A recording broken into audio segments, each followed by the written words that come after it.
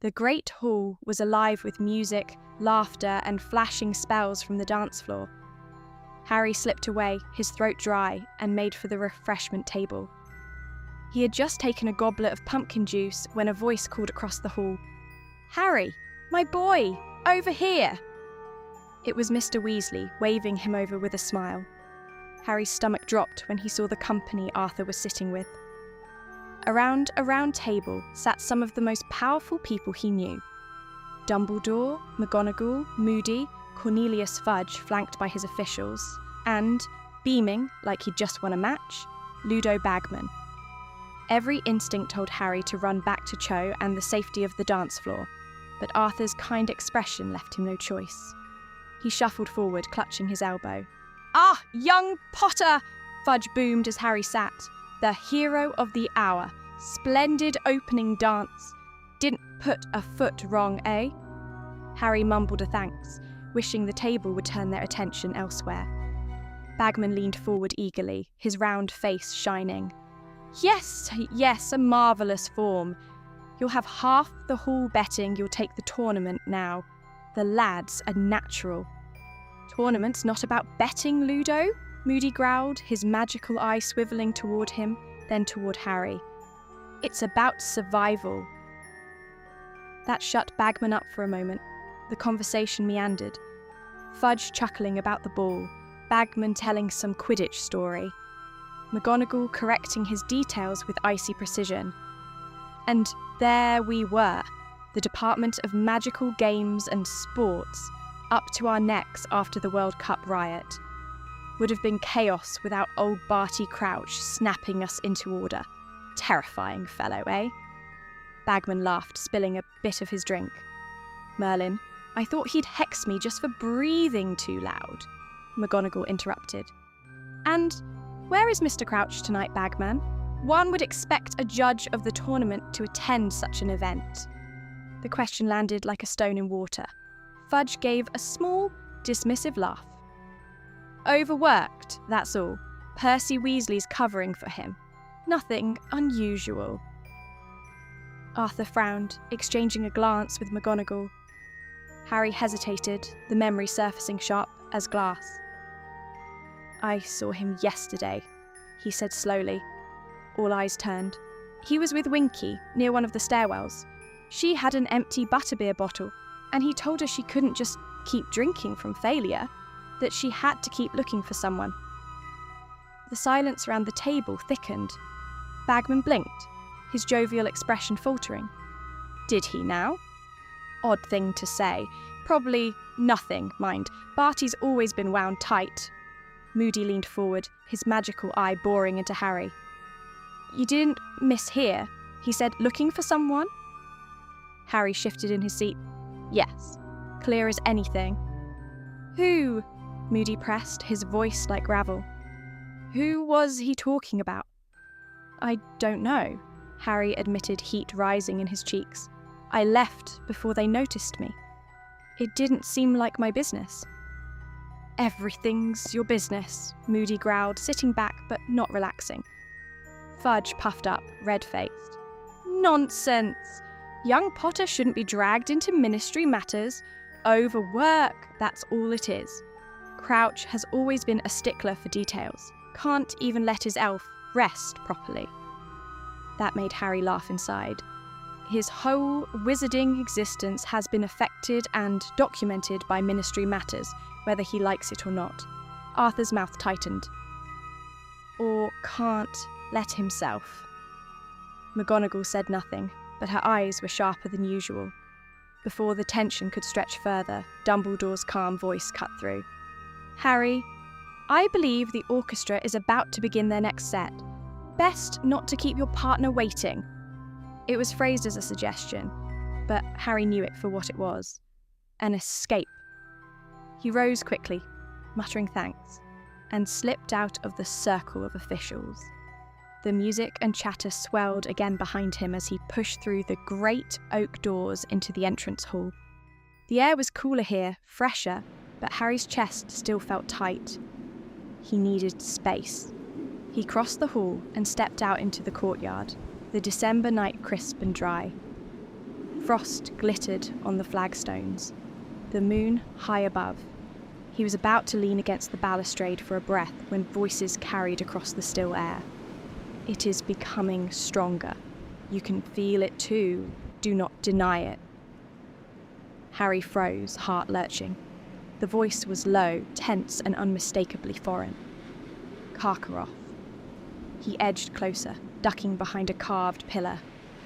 In the shadows of the courtyard, two figures stood half hidden by torchlight. Karkaroff, his long cloak drawn tight, and Professor Snape, arms folded, face sharp with disdain. "I am not blind," Karkaroff hissed, shoving back his sleeve. "Look!" Harry glimpsed the pale inside of his arm, though he couldn't see what was there. Snape's reply was cold, clipped. "Keep your sleeve down. Do you want the entire castle to see?" Karkaroff's voice rose, ragged with fear. "It burns, Severus. Stronger every day. He is coming back. I know it. And when he does..." "Silence!" Snape snapped, his eyes flicking sharply around. Harry ducked lower, his pulse hammering. A long pause stretched. Then Snape's voice, quiet as poison. "Do not presume I am unaware of what it means, but running your mouth will solve nothing. Control yourself, Igor." Karkaroff made a sound halfway between a growl and a whimper. He pulled his cloak tighter, backing into the shadows. "You can sneer all you like. When the he returns, you will regret your smugness." He vanished into the darkness, leaving Snape standing alone in the torchlight, his face unreadable. Harry pressed back against the cold stone, blood roaring in his ears. The words clawed at him. Burning. Stronger. Every day. When he returns. He waited until Snape turned and stalked back inside before slipping away, heart pounding harder than it had on the dance floor. He slipped back inside to return to Cho, but stopped. Hermione stood just outside the doors, framed by the torchlight, her periwinkle dress still gleaming faintly, even in the dim corridor. Her hair shimmered in the glow, and though she looked beautiful, her arms were crossed tightly, her expression tense. "Harry," she said softly when she saw him. "Hermione," he replied, unsure whether to step closer. She stepped closer, stopping a careful distance away. Close enough to speak quietly, far enough to breathe. "You look..." Harry started, then stopped. "Different." Hermione smiled faintly. "So do you. The robes help." "Then Mrs. Weasley approved." That earned a real smile. Brief, but genuine. They stood there in silence, the kind that used to feel companionable and now felt weighted, full of things pressing against the edges. "You've been avoiding me," Harry said finally. Hermione didn't deny it. "I've been trying not to make things worse." Harry frowned. "By pretending I don't exist?" "That's not fair, she said. "No," he agreed. "But it's how it feels." She folded her hands together, knuckles whitening just slightly. "I didn't want tonight to turn into this. And I didn't want everything to feel like it's happening around me," Harry shot back, then stopped himself, exhaling. "I'm not angry, I don't understand." Hermione studied him for a long moment, measuring, calculating. "All right," she said quietly. "Then let's talk. Properly." Harry blinked. "Now?" "Yes," she said, "but you have to listen." "I always listen." She gave him a look. "You listen so you can act." He winced. It's not a bad thing," Hermione said quickly. "It's just relevant." She took a slow breath. "You remember what Lupin said last year?" She continued, about possession, about echoes." Harry nodded immediately. "He said magic remembers being forced, that it reacts before you feel it." "Yes," Hermione said. "And he said something else, that echoes don't announce themselves. They feel natural, until they don't." Harry shifted his weight. "You're talking about you?" "I was," she said, "at first." He waited. My spells started behaving oddly before the time turner really took its toll, Hermione went on. Charms lasting too long. Defensive magic overcorrecting. I'd feel exhausted after classes that shouldn't have drained me at all. You never told me that, Harry said. I didn't understand it yet, she replied. And when I did, I didn't want to worry you. He looked away. You always decide that. I know, she said softly. And I'm sorry. That disarmed him more than anything else could have. But I learned something, Hermione continued. Not how to fix it. Lupin was very clear that there wasn't a fix, just how to recognise the conditions that made it worse. And avoid them, Harry said. Yes! Harry leaned back against the stone pillar, arms folded loosely, brow furrowed in confusion rather than fear. I still don't get it, he said. You had problems last year. I remember them. Headaches, spells going odd. You never, did that. Hermione didn't answer right away. That? She repeated carefully. He gestured vaguely. The air, the window, Crumb nearly losing control of his broom. I wasn't casting anything, Hermione. I wasn't even trying to do anything. That's exactly the problem, she said. Harry frowned.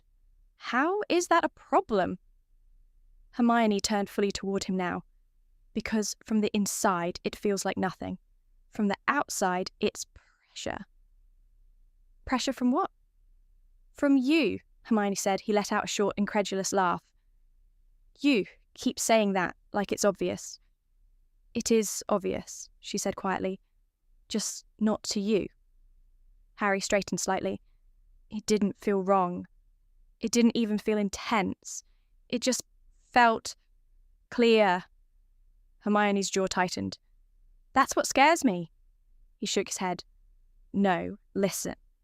When things went wrong for you last year, you knew. You said it felt off, like your magic was slipping. Yes, Hermione said, because mine folded inward. Yours pushes outward. When my magic misbehaved, it distorted spells. It stayed inside the rules. Yours doesn't seem to care where the edges are. That's not fair, Harry said, not sharply, just confused. I didn't break anything on purpose. I know, she said. You didn't break anything at all. That's the point. He opened his mouth, then closed it again. The window didn't shatter because you were angry, Hermione continued. It shattered because the air pressure in the entrance hall changed. I felt it before I saw it, like the room inhaled too sharply. Harry's eyes flicked up to the window, intact now, repaired by magic. That doesn't make sense, he said. It doesn't have to, Hermione replied. Magic doesn't always behave politely when it stops waiting for permission, and for some reason you have no filter sometimes for the magic to properly be casted, so it's just chaos. He laughed again, quieter this time. You make it sound like I'm walking around warping and destroying things without notice. Hermione didn't laugh. That's why it's different from what happened to me, she said. I always knew when something was wrong. I felt it in my head, in my chest. You don't. Harry shook his head. This is just what I need. Another problem. Hermione stepped closer before she could stop herself. Harry, she said, low and urgent, when you were in the air just before Crumb hit you, what did it feel like? He didn't hesitate. Like everything lined up. Like I knew exactly what to do. Did it feel dangerous? No. Did it feel unstable? No. Did it feel powerful? He paused. I don't know. It just felt inevitable.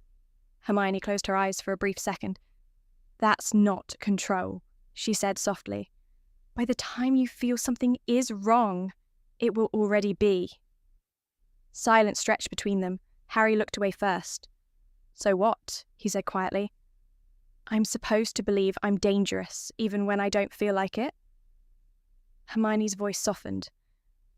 I'm asking you to believe that your feelings might not be the first warning sign. That's not fair, he said again. I think being emotionally aligned with you completes some sort of circuit or connection, Hermione said, and I don't know how to break it once it starts. Harry stared at the floor, jaw tight. So what then? You decide it's safer to pull away and I just accept that? For now, Hermione said. Yes. That's not fair. No, she agreed, but neither is pretending we can ignore it. He looked at her, frustration simmering just beneath the surface. You didn't even ask me. I didn't think you'd say no, she replied honestly. That hit harder than accusation ever could. So you don't trust me? I trust you too much, Hermione said. I trust that you'd push through discomfort instead of stopping. That you'd tell yourself it's fine because it feels fine. So what am I supposed to do? Harry asked. You just stand here and wait while you decide when it's safe to be my friend again. Hermione flinched. That's not what this is. Then tell me what it is. She took a careful step closer, then stopped herself. Before she could answer, the doors creaked open. Victor Crumb stepped into the corridor, tall and broad, his voice gentle but sure. Own Ninny, he said. Dance again? Hermione blinked, then smoothed her dress with quick fingers. She gave Harry one last unreadable look before turning, a brave smile forming as she placed her hand in Victor's. Harry stood rooted as they disappeared back into the light and music of the hall. The corridor felt colder, emptier. Her words rang in him long after she was gone. Harry slipped back into the great hall, the music washing over him once more. He dropped into a seat at an empty round table, letting the noise and colour blur around him. Across the floor, Fred was bowing extravagantly as Fleur actually laughed at something he said, her silver gown catching every light. Ron and Neville were off near the band, attempting some sort of Irish jig together that was more stomping than rhythm. And at the far end of the hall, Harry couldn't help but grin at the sight of Hagrid slow dancing with Madame Maxime, his giant hands carefully placed on her shoulders as she towered over the crowd. Harry let his eyes wander, grateful to watch everyone else for a while. That was when a low growl of a voice broke his thoughts. Not much of a party for you, eh, Potter? Moody had limped up beside him, his wooden leg clunking against the flagstone floor. His magical eye whirled once across the hall before fixing squarely on Harry. Harry straightened a little, startled. I'm fine. Don't lie to me, boy, Moody interrupted. His normal eye narrowed, the magical one tracking Harry's face like a hawk. You've got the look. Tight shoulders, jaw clenched, fists curled even when you're sitting. And you're breathing shallow. Harry blinked. He hadn't even noticed. Moody gave a grunt that might have been approval. Best thing is not to let it sit on you too long. Here, have a drink. Take the edge off. He pulled a flask from his robe seam and slid it toward Harry. Harry lifted it curiously, but the smell hit him at once, so strong and acrid he nearly gagged. Moody's hand shot out, snatching it back. Wrong one! He laughed, almost to himself. From the same pocket he produced another flask, identical to the first. Here, this is the one. Harry raised an eyebrow, but took it. The liquid burned warmly as it slid down his throat, but in the next breath the tension in his chest began to loosen. His shoulders eased. The weight of the hall seemed lighter, softer. Thanks, Harry said, a little surprised at his own voice. Moody leaned closer, his scarred face oddly gentle. Listen, Potter, people will pull you 10 different ways before this is over, wanting you to be this or that, to win or to fail. Remember this, none of them will face the dangers, only you. Trust the ones you choose, and shut out the rest. Harry nodded slowly, the words sinking deep.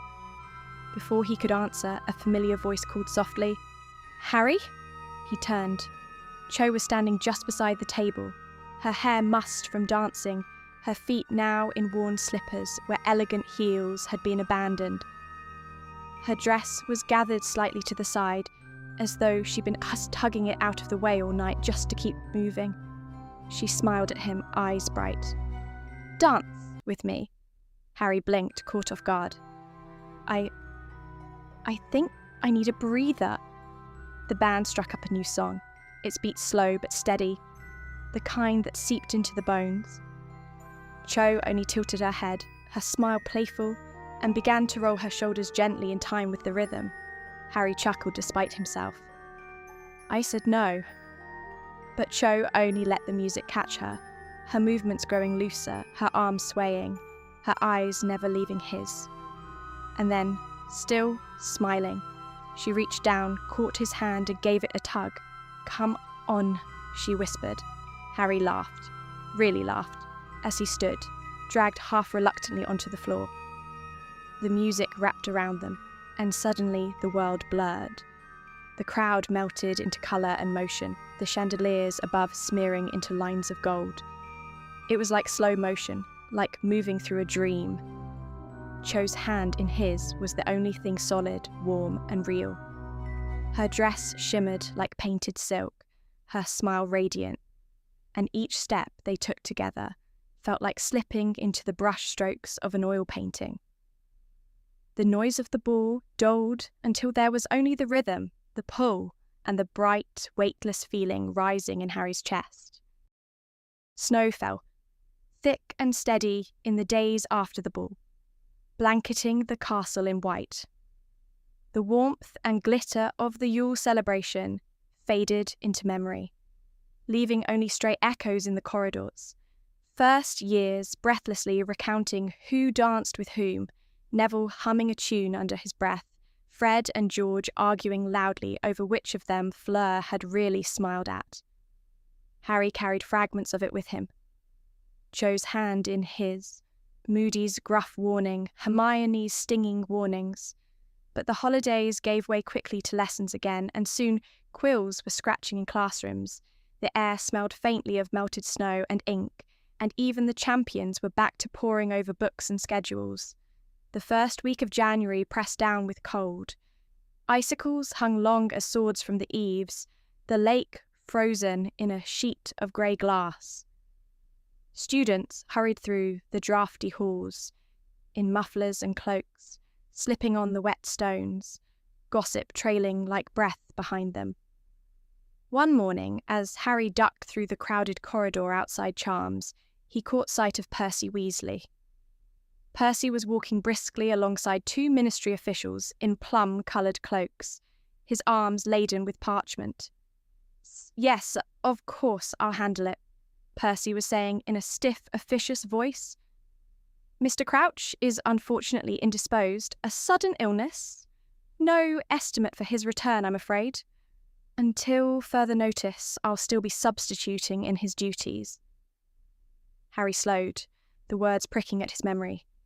The last time he'd seen Crouch Senior, the man's face had been pale and tight, his eyes wild, his house elf trembling at his side. And now, illness? No time of return? The image clung to him as he pushed into the great hall for breakfast. The usual warmth of chatter and clatter seemed muted. A ripple of whispers moved up the Gryffindor table, faces bent over the Daily Prophet. Ron was already frowning at a copy, his ears red. "Not again," Harry muttered, sliding onto the bench. Ron handed him the paper without a word. Rita Skeeter's byline gleamed like a knife. The headline shouted, "Harry Potter's secrets exposed, private quarrels and moonlit confessions." Harry's chest went tight as he skimmed. This time, the article was worse. Not vague suggestion, not twisted gossip. Word for word, Skeeter printed details no one should have known. His whispered assurance to Cho on the balcony. I'm just trying not to let distractions like the Ministry and Rita Skeeter's articles get to me. His sharp words to Hermione. So you don't trust me? Hermione's reply. No, Harry, I don't. You're a dangerous ticking time bomb. It was all there, transcribed with poisonous commentary. Potter lashes out at one girl while wooing another under the stars, behaviour unbecoming of a champion whose reckless heart may prove his downfall. The chatter of the hall rose and fell like waves around him, but Harry barely heard. He turned to see Cho at the Ravenclaw table, holding the prophet with delicacy as she read. She carefully placed the paper down and looked up at Harry, who met her gaze. Harry mouthed, "Let's go." Cho immediately got up and followed him out of the wandering eyes and judging mouths. Snowlight spilled pale through the high windows, and there, Cho stopped. She wasn't smiling. "Do you want me to throw it out?" she asked. Harry glanced down at the paper. The moving photograph of himself stared back, frozen mid-expression, half defiant, half wary. He shrugged. "It's already done," he said. "Doesn't matter where the paper ends up." Cho frowned slightly. "That's not really an answer." He gave a small smile. "It's the only one I've got." She studied him carefully. "You're taking this well?" Harry blinked. "Should I not be?" "I didn't say that," Cho replied quickly. "I just thought, last time, things like this bothered you more." Harry leaned back in his chair, folding his arms loosely. "Last time, I thought if I explained myself enough, people would listen. And now? And now I know they won't," he said calmly.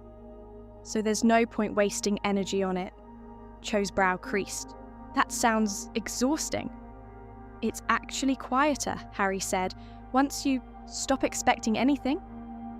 She didn't like that. "That article makes it sound like you enjoy all this," she said, tapping the prophet with one finger. "Like you're collecting danger on purpose." Harry snorted softly. "If I were, I'd at least ask for better press." Cho smiled despite herself, then sobered. "You don't feel angry?" she asked. "No, or embarrassed, or anything?" Harry paused, genuinely considering the question. "I feel focused," he said finally, "like I know what matters and what doesn't." Cho's fingers tightened around her cup. "That's not how most people feel after being publicly dissected," she said carefully. Harry shrugged. "Most people aren't in a tournament they didn't sign up for." She tilted her head. "That's not what I meant." He looked at her then. Really looked. The concern she wasn't trying to hide, the way she leaned toward him as if ready to catch something invisible. "What do you think I should feel?" he asked. Cho hesitated. "I think you should feel upset, or at least rattled." He considered that. "I don't. That worries me," she said softly. Harry laughed, not unkindly. "Everyone keeps saying that." "Because it's true," Cho replied. "You're acting like this doesn't touch you." "It does," Harry said. "I just don't let it stay." She studied him for a long moment, then spoke quietly. "You know, when you flew in the first task, I could tell when you were scared." He frowned. "I was scared." "Yes," she said. "But I could see it. You hesitated, you looked around.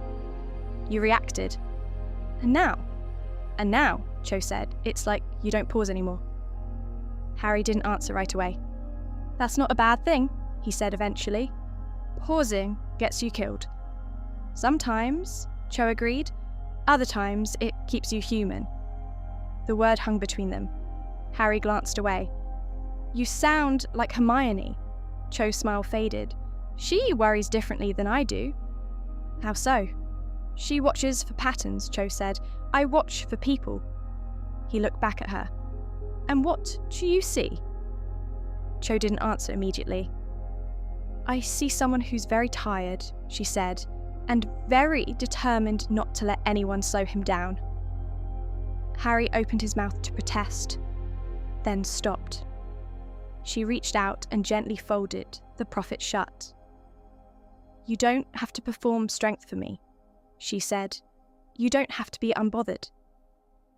"I'm not pretending," Harry said. "I know," Cho replied. "That's what scares me." "I don't know how to feel things halfway," he admitted. "It's either everything or nothing." Cho nodded. "Then maybe don't feel it alone."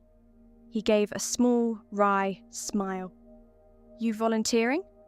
She smiled back, warm and real. "Someone has to make sure you remember how conversations work." Harry let out a breath he hadn't realised he was holding. But even as they stood there together, the unease gnawed at him.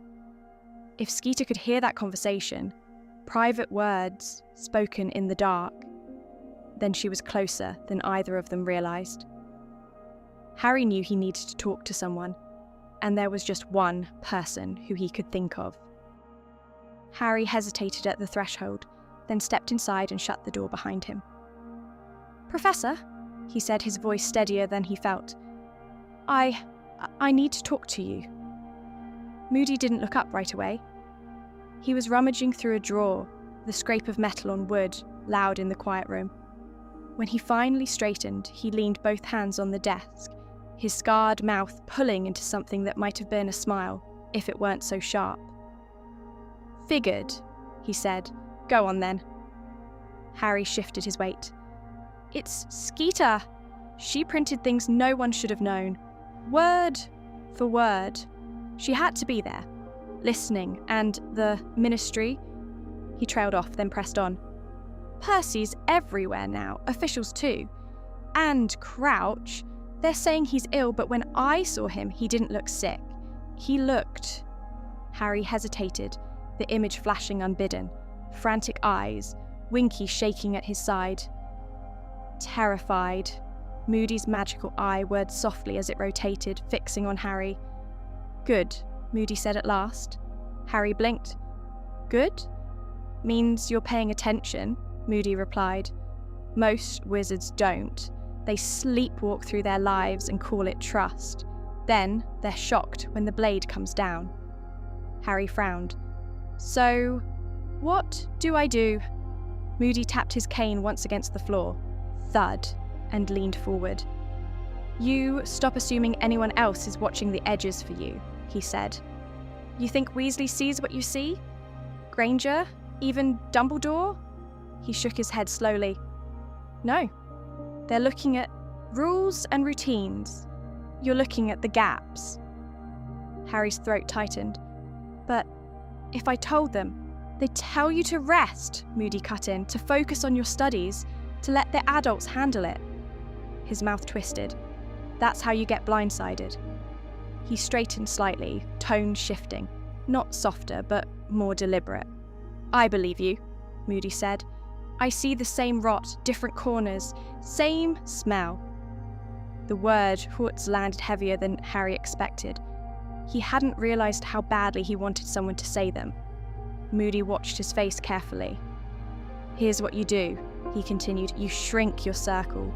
Smaller than feels comfortable. One careless word, one overheard conversation, and Skeeter's got you dangling again. You don't speak unless you have to. You don't trust unless you've tested." Harry swallowed. "Tested how?" Moody's eye clicked as it spun back to centre. "Pressure," he said simply. "People crack under it. Loyalty shows when there's a cost." The room felt suddenly colder. "Right now," Moody went on, voice low, "you assume people mean well. That's a luxury. Meaning well doesn't stop knives." Harry hesitated. "That sounds lonely." Moody barked a short laugh. "Lonely keeps you breathing." His expression hardened. "Friendship gets you buried if you treat it like a shield. I've seen too many bright kids die because they thought someone else had their back." Silence stretched. Harry shifted, tightening his grip on his books. He didn't argue, not because he agreed with everything, but because none of it sounded impossible. Moody nodded once, satisfied. Good, he said. You're listening. He jabbed a finger toward Harry, sudden and sharp. Next time you feel watched, don't speak. Next time someone asks questions, weigh every word like it might be your last. If you trust the wrong person even once, you don't deserve to make it to the next task. Harry's stomach dropped. And Potter? Moody added, voice flat. If you have to bend your rules, or your morals, to survive, do it. Dead heroes don't win tournaments. Harry nodded slowly. As he turned to leave, Moody called after him, almost casually. Paranoia isn't weakness, it's armour. You wear it long enough, it fits like skin. Harry left the room feeling steadier. He didn't notice how narrow his world had just become. The weeks after Skeeter's article blurred together, not in chaos, but in vigilance. Harry stopped moving through the castle casually. He watched reflections in glass and polished armour, listened twice before speaking once. Every alcove felt too narrow, every corridor too exposed. He found himself scanning instinctively for the glint of spectacles, the scratch of a quill, even the soft, imagined scuttle of beetles. The thought that someone had been close enough to steal his private words, his unguarded ones, never quite loosened its grip. Team meetings thinned, then stalled altogether. Where the group had once gathered eagerly, Harry began cancelling or postponing unless he was certain the place was empty and secure. He favoured abandoned classrooms and unused stairwells, tapping walls as if sound itself could betray him. Even then, he spoke in low, careful sentences, offering conclusions instead of the conversations. It was easier that way. Fewer questions, fewer variables. Every so often, Harry thought of Sirius, of how easy it would be to write, to explain, to let someone else carry part of the weight. Each time, the same image surfaced unbidden. An intercepted owl, a quiet inquiry, Dumbledore forced into another careful calculation. Harry swallowed the urge and let it sink. Better to say nothing. Better to keep Sirius safe by staying silent. So he worked. He buried himself in classwork, writing essays late into the night, practicing spells until his wand hand ached. He kept his head down, his circle small, his emotions contained. The castle felt quieter this way, tighter but manageable. The silence pressed in, but it didn't break him.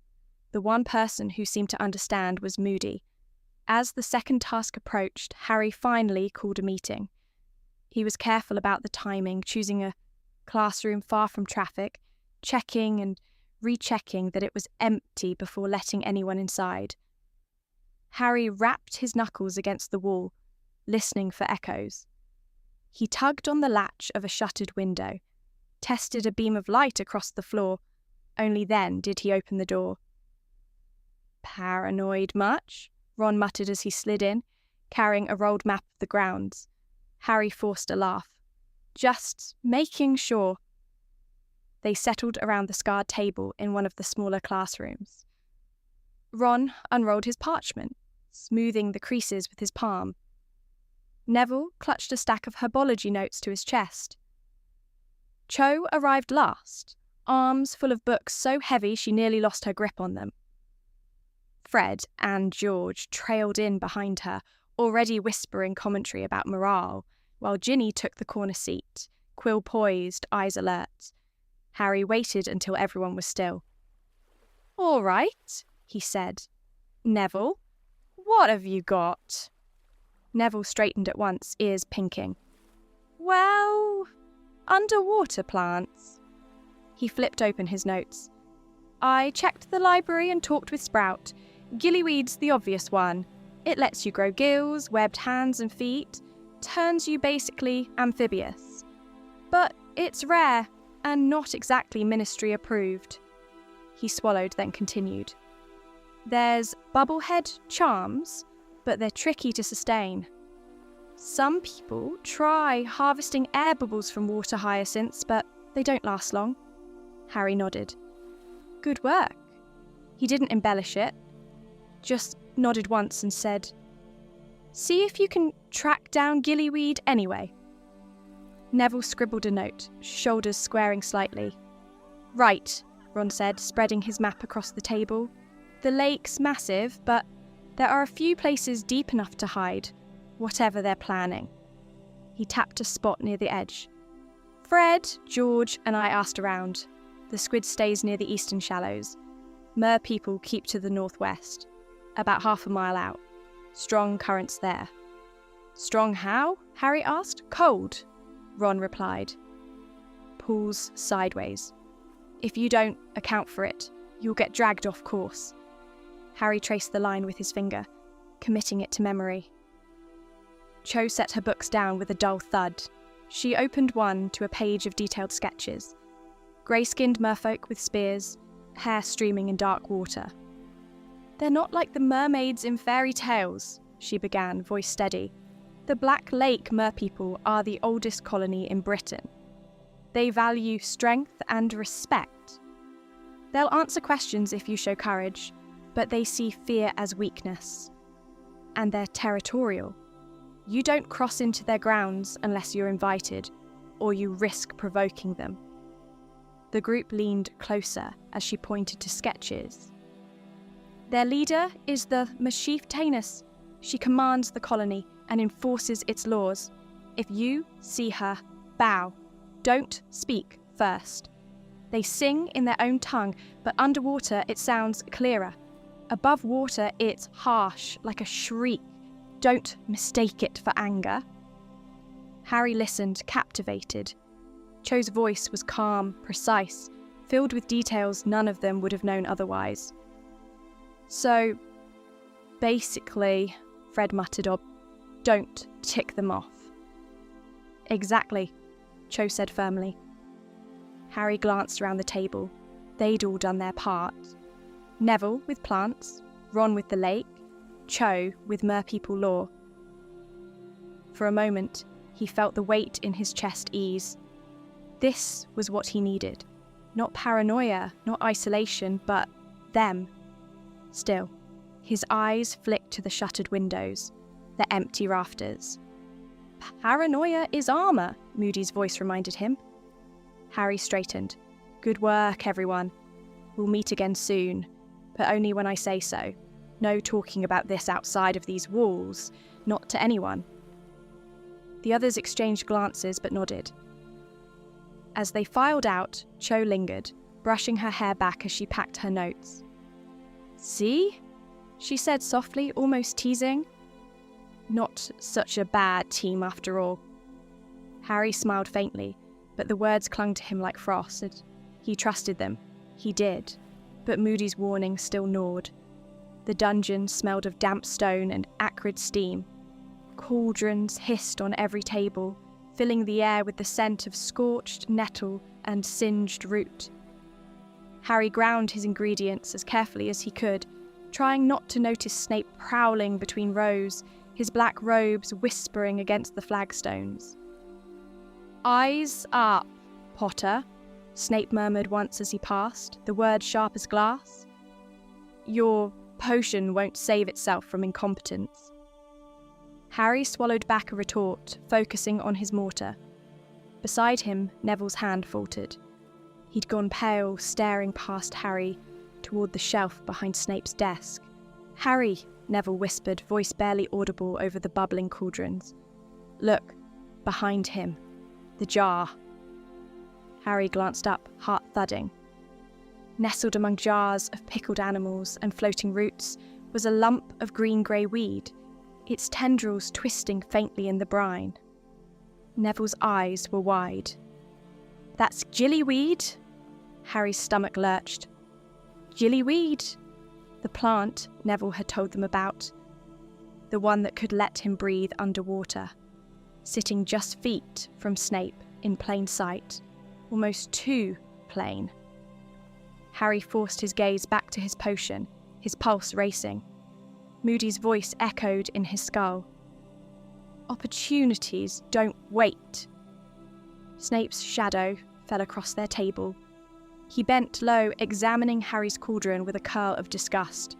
Too thick, he sneered. Barely drinkable. Try again before you poison someone. His gaze flicked between Harry and Neville, lingering just a heartbeat too long, before he swept past. Neville leaned closer. He left it out on purpose. He had to. Maybe he wants you to take it. Or he wants to catch me, Harry hissed. His hand shook as he stirred. It's too obvious.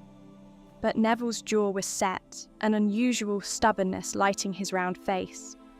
As Snape's back turned again, Neville slid his bag off his chair with exaggerated clumsiness.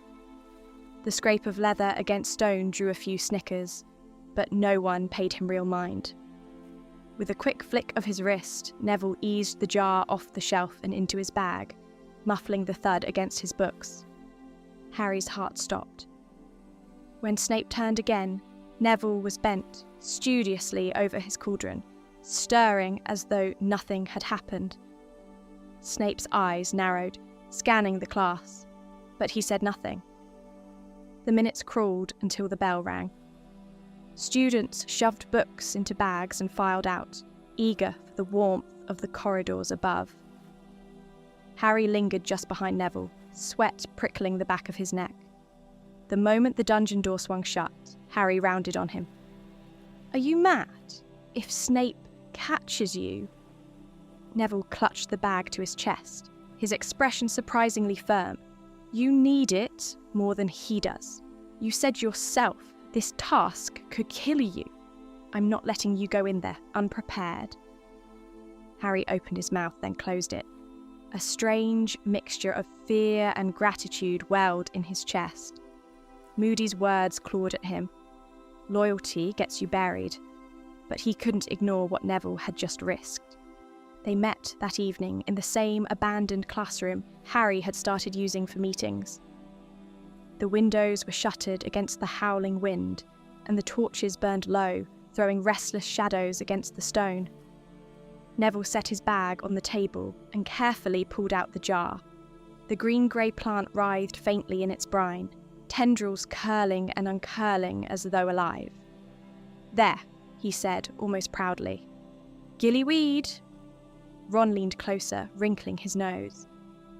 Looks like something you'd scrape off a shower wall. It works, Neville said firmly. At least in theory. Eat it, and you grow gills, webbed hands, webbed feet. You'll be able to breathe underwater. Cho frowned, studying it. But for how long? Neville doubled down. Different accounts give different times. Some say an hour, some say less. And side effects aren't well documented. There are cases of people blacking out if the dosage is off. He tapped the jar lightly. If this is our plan, we'll need to test it somehow. Better safe than sorry. Harry folded his arms. His eyes kept flicking to the door, to the high corners of the room. Snape left it on the shelf where anyone could see. He's not careless. He wanted us to notice. Ginny raised a brow. You think it's a trap? I don't know. Harry's jaw tightened. But if it was, Neville might have just stolen the bait. Neville's face flushed, but he didn't back down. I'd do it again. Better you have a chance at the task than to leave it sitting in his office. If it is bait, then fine. You still need it more than he does. Fred clapped Neville on the shoulder. That's the spirit, lad, George smirked. Old Godric would be proud. Harry straightened.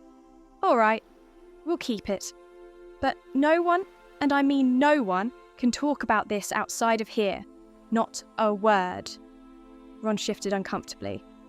You've already said that, mate. You don't have to be worried about us blabbing. I'm just trying to be safe here, all right? Harry shot back. His tone was sharper than he meant, and the silence that followed made his cheeks burn. Cho broke it gently. Look, whether Snape left it out on purpose or not, we have it now, That means we're closer to a solution than we were yesterday. We should focus on preparing Harry for how to use it, and what he'll face once he's down there. Harry let out a slow breath and nodded. She was right. For all the questions clawing at his mind, the task itself was still looming. And this weed, slimy, unsettling, maybe dangerous, might be the only lifeline he had. The black lake stretched out before them, a vast sheet of grey glass under a bruised winter sky.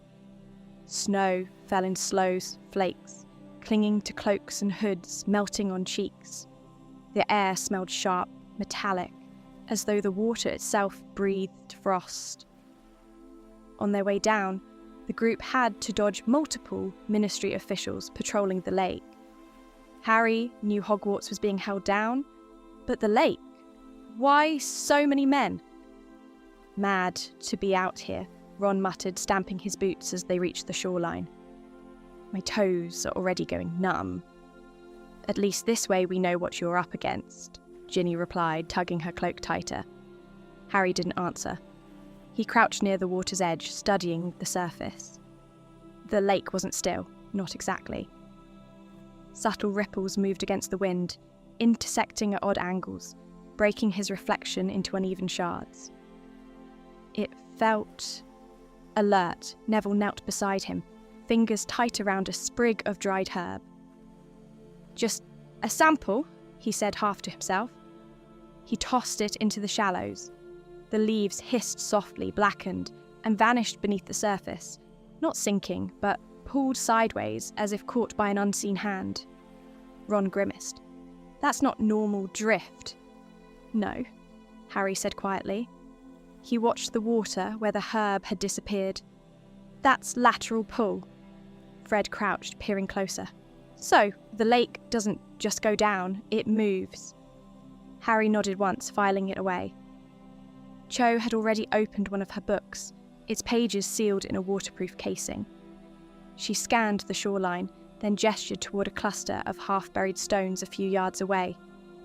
Strange spirals and jagged lines were carved into them, half hidden beneath snow and ice. Those aren't decorative, she said. They're boundary markers, merfolk territory wards. Ginny stepped closer, careful not to cross the line of stones. So we're already on thin ice. Literally and magically, George added.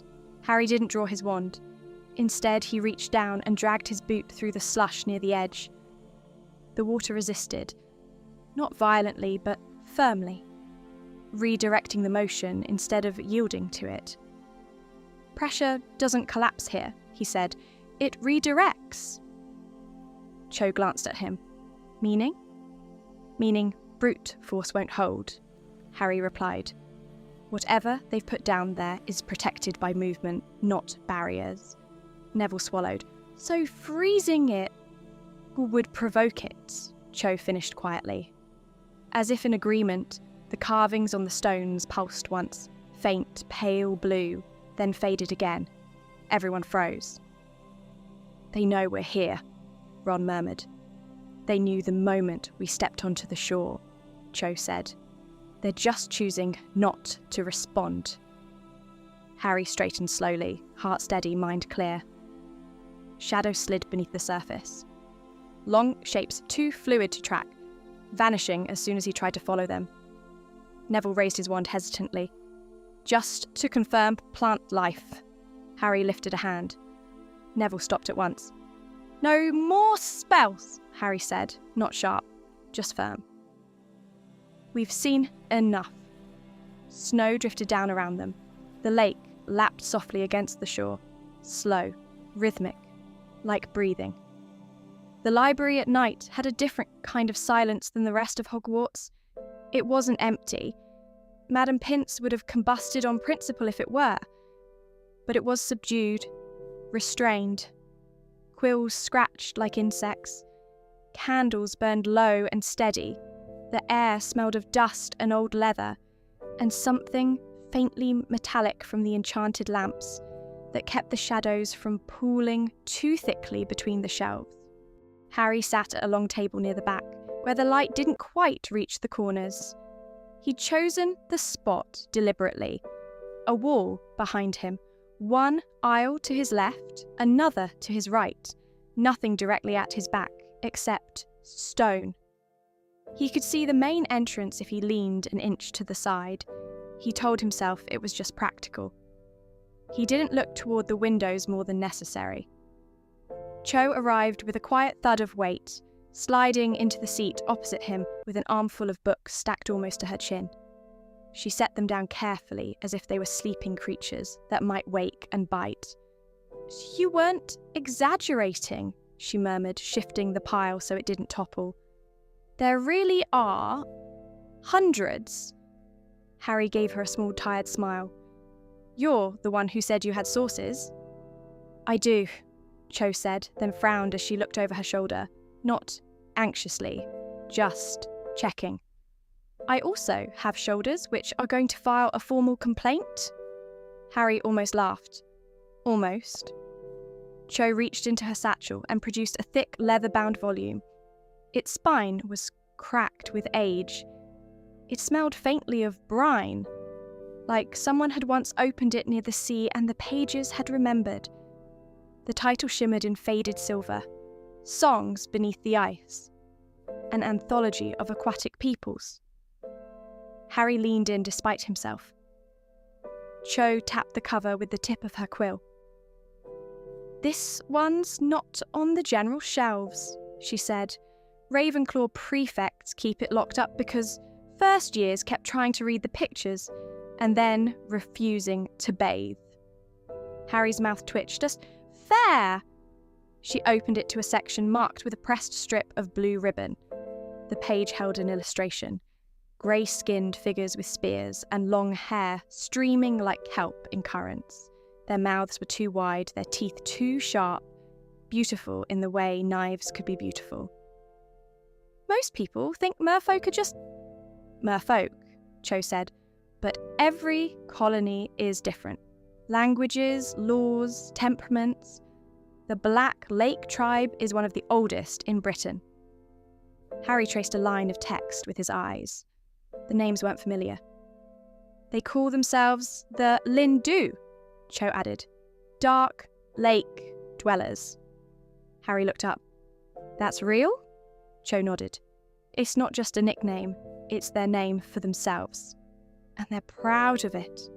She turned another page, and the illustration shifted from anatomy to symbols.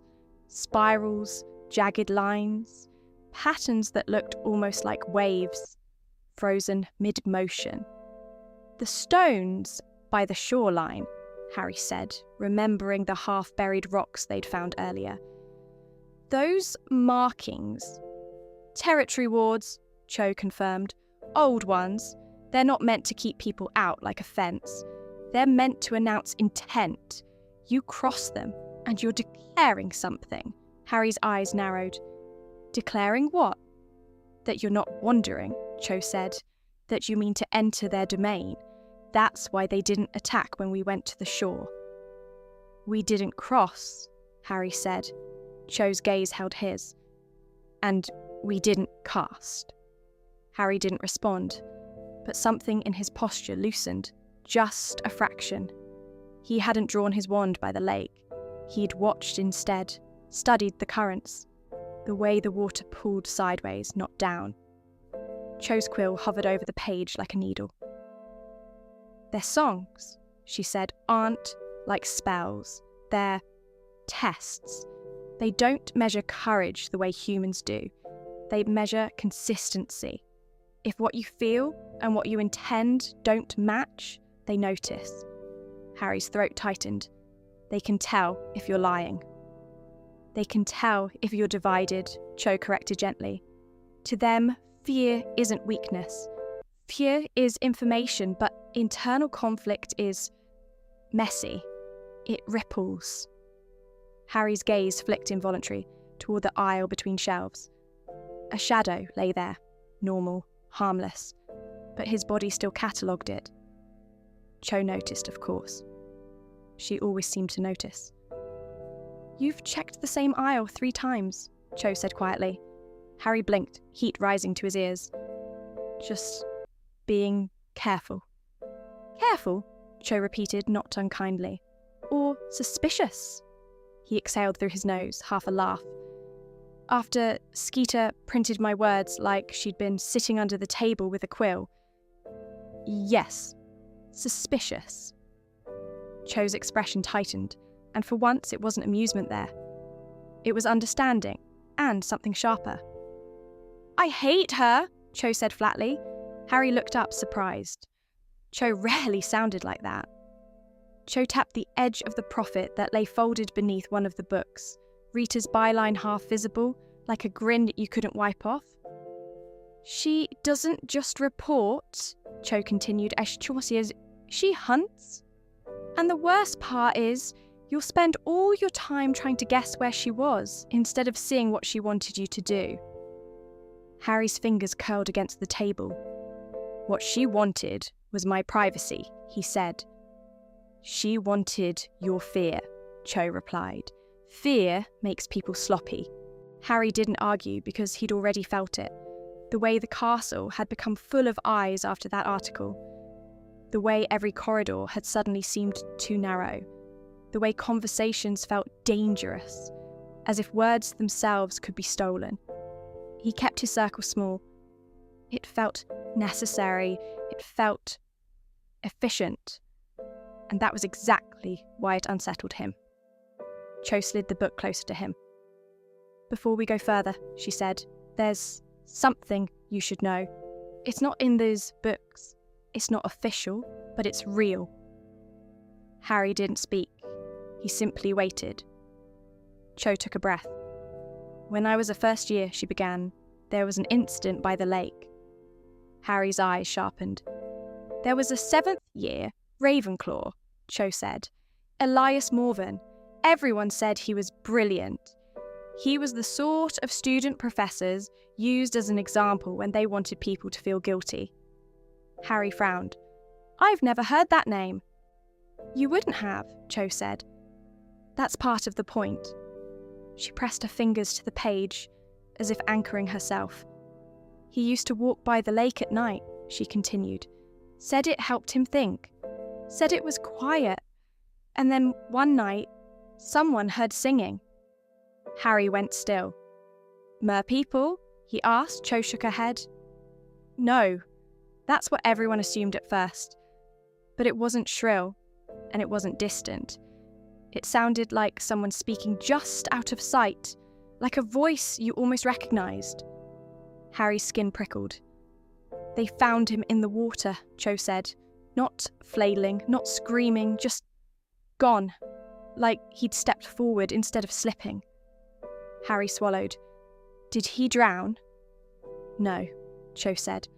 They pulled him out in time. Professors, a prefect.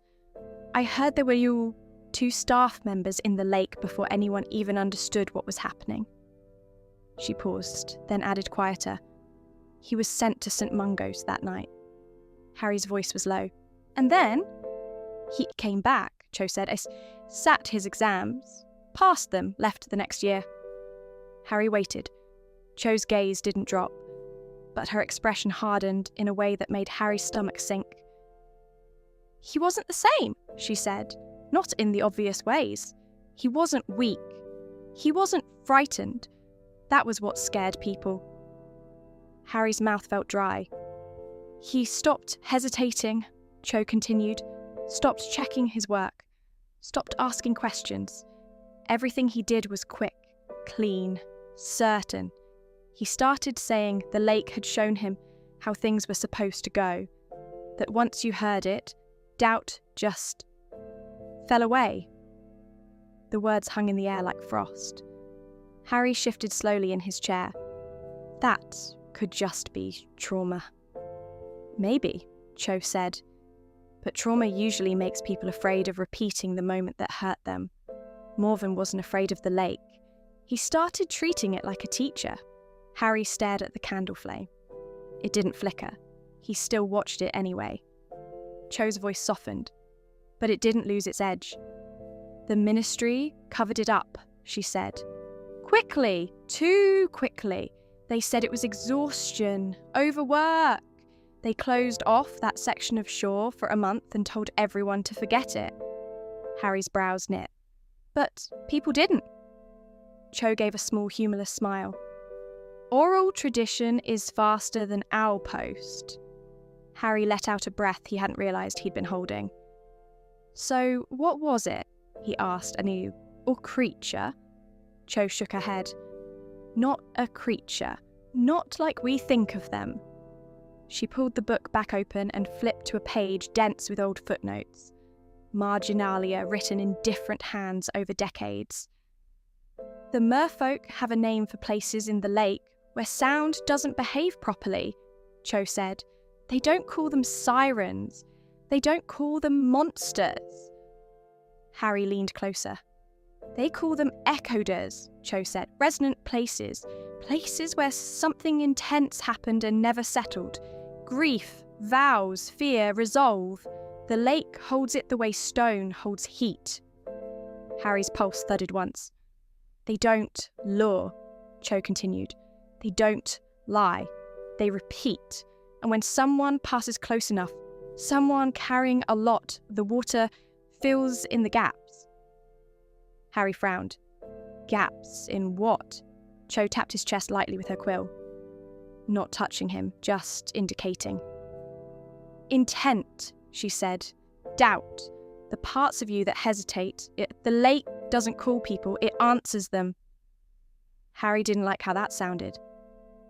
So, if I hear something, he said carefully, it's not because it's trying to trick me. No, Cho said. It's because something in you resonates with it strongly enough to reflect something back. Harry stared at the page of spirals, the runes curving like currents. The dangerous part, Cho added, is that it never sounds wrong. It sounds familiar, like truth. Harry's throat tightened. He didn't say it, but the image came anyway. Stepping forward without thinking, moving because it felt right, acting because doubt had vanished. Cho watched him, and the gentle steadiness returned to her face, the part of her that didn't flinch away from hard things. If you hear a voice near the lake, she said, you stop moving. Immediately. Harry looked up. Why? Because the moment you move toward it, Cho said quietly, the lake assumes you've already decided. A slow silence settled over them. Then, Cho leaned back, rubbing her palms against her sleeves as if trying to warm herself. And that brings me to the question I've never been able to answer, she said. Why the task is in the lake at all? Harry blinked. Because it's dramatic? Cho gave him a look. Right, Harry conceded, because it's traditional. Traditional doesn't mean reckless, Cho replied.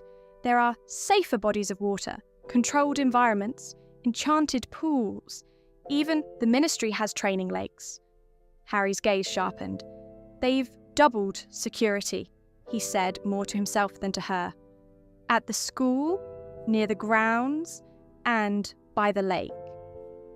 Cho's eyes narrowed. How do you know that? Harry shrugged as if it were obvious. They're everywhere. More patrols, more wards. And the wards around the lake, he paused. They're layered. New ones stacked on old ones. I could feel it when we were there, like someone wrapped the shoreline. Cho went very still. So they know, she said. Harry's jaw tightened. They know something, or they're worried enough to act like they do. That makes it worse, Cho murmured. How? If the ministry thought the lake was just dangerous, Cho said, they'd shut it down. They wouldn't invite a crowd to watch children swim into it. Harry leaned back slowly, eyes unfocusing as he followed the thread. They think they can control it, he said. Cho's voice was quiet. Or contain it. The word landed like a stone dropped into deep water. Harry's gaze drifted again toward the window, toward the dark line of trees beyond the glass. The security isn't just for us, he said slowly. It's to make sure nothing leaves. Cho's expression tightened. Nothing? Harry's mouth curved into a faint, humourless smile. Or no one? For a moment, the library seemed colder. Cho closed the book gently. Whatever's down there, she said. They think they've boxed it in. Harry's eyes flicked to the door, then back to her. People always do. Cho studied him, not judging, not dismissing, just reading. You're wound tight, she said softly. Harry's first instinct was to deny it. He didn't. Denial felt like waste. I'm being careful, he said. I know, Cho replied, but if you carry suspicion into the water, it won't protect you. It will broadcast you. The merfolk will sense it. The lake will answer it. Harry looked down at the spiralled runes. So, what do I do? He asked, quieter now. Cho's voice softened, not into pity, but into something steadier. You don't need to be empty, to be clear-headed, she said. You just need to know what you're carrying. Harry exhaled slowly. The tightness in his chest eased, not gone, but loosened enough for him to breathe properly. Cho opened another book, its silver clasp catching the candlelight as she turned the page. Now, she said, tone shifting as if deliberately pulling him back to the practical. The Lindu have 3 primary song patterns you need to recognise. Harry lifted an eyebrow. Song patterns. Yes, Cho said as if he were the one being ridiculous. A warning chant, a challenge line, and... She paused, eyes flicking up with a spark of humour. A courting melody. Harry stared at her. You're joking. Cho's smile widened. I'm not. His mouth twitched. Do I need to know the courting one? Well, Cho said brightly, pushing the book toward him. Let's just say you don't want to mistake one for the other. Harry let out a quiet laugh, real enough that it surprised him. All right, he said, leaning in.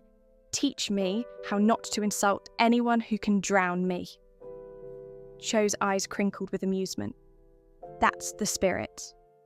And for the first time in weeks, surrounded by books and candlelight and someone who understood without feeding his fear, Harry felt something close to calm.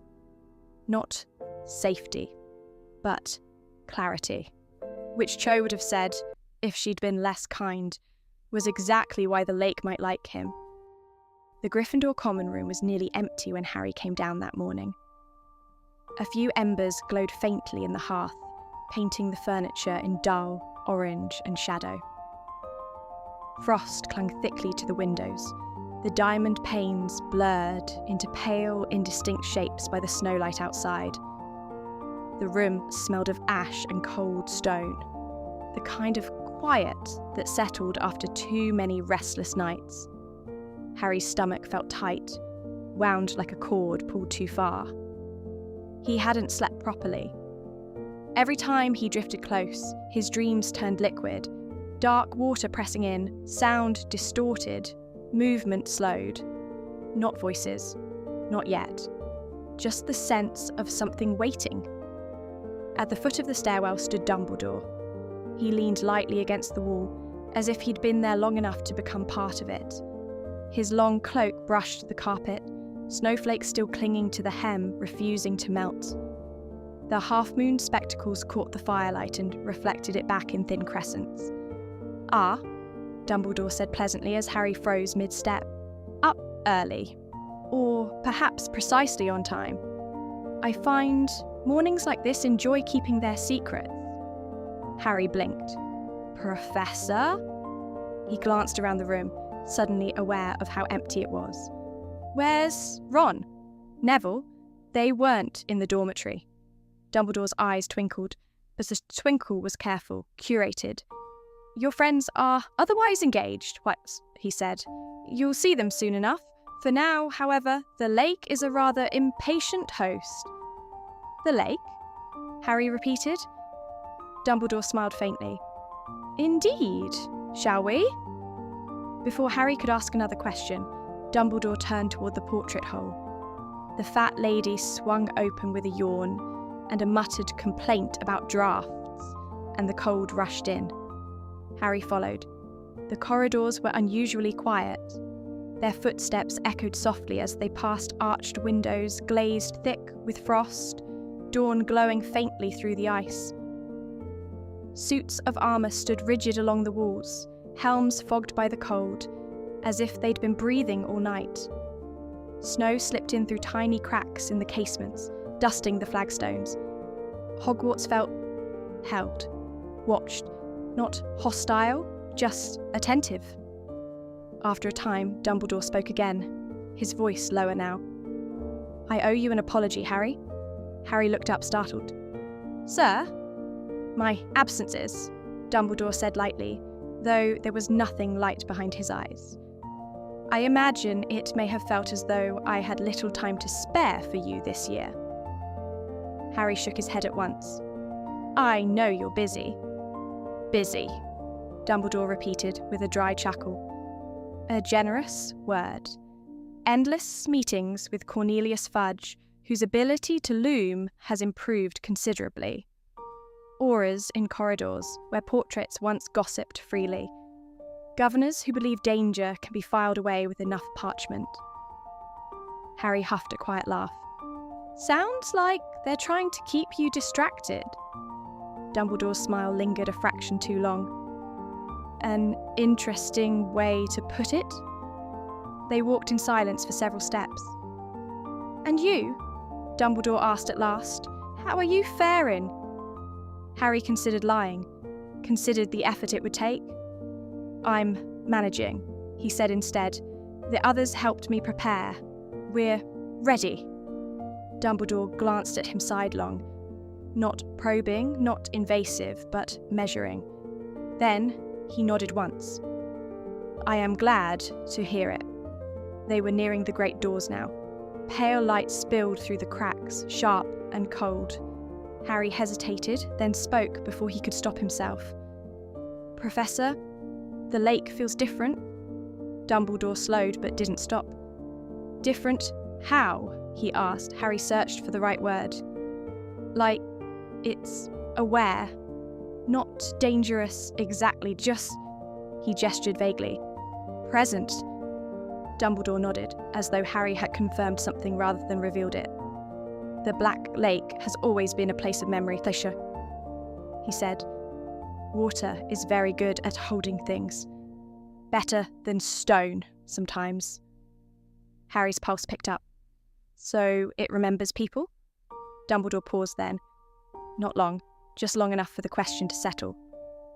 "It remembers impressions," he said carefully. "Emotion.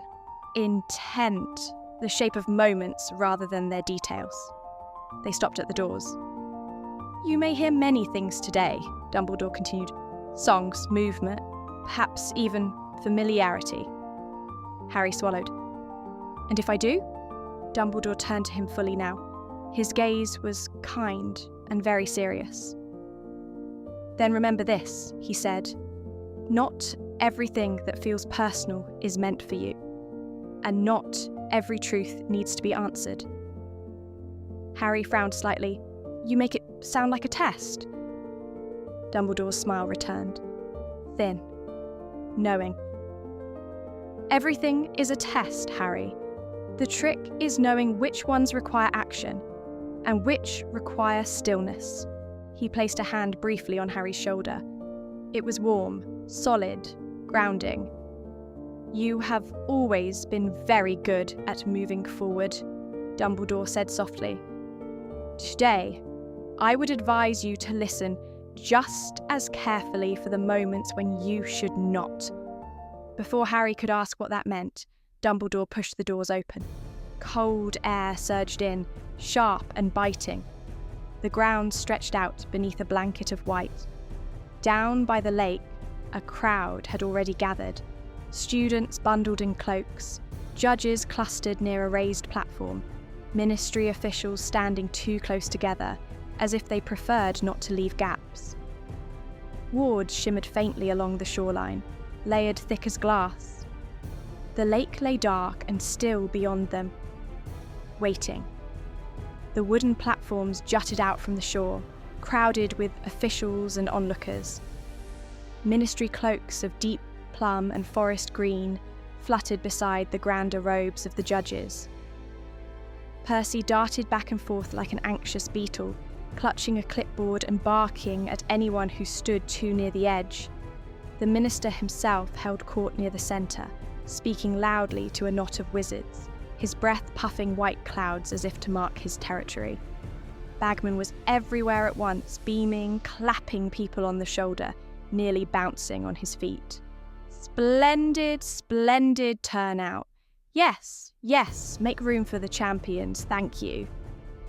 Harry barely had a moment to breathe before a quill and parchment shot up under his nose. Harry! Rita Skeeter, her jewelled spectacles gleaming, leaned forward with a sugary smile. Just a few words before you dive to certain peril. How does it feel, knowing the boy who lived might soon be the boy who drowned? Harry recoiled, opening his mouth. Enough, Rita! Dumbledore's voice cut across the platform, calm but sharp. He stepped forward, one hand closing gently around Harry's shoulder. With a light push, he steered him firmly past her.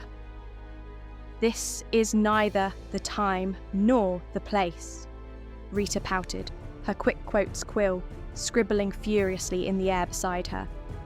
The public has a right to know, Headmaster.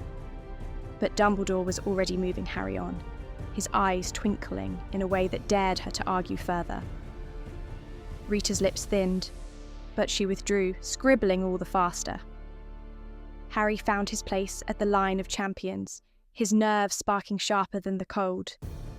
Cedric stood tall, jaw set, but his eyes flicked toward Harry in quiet solidarity.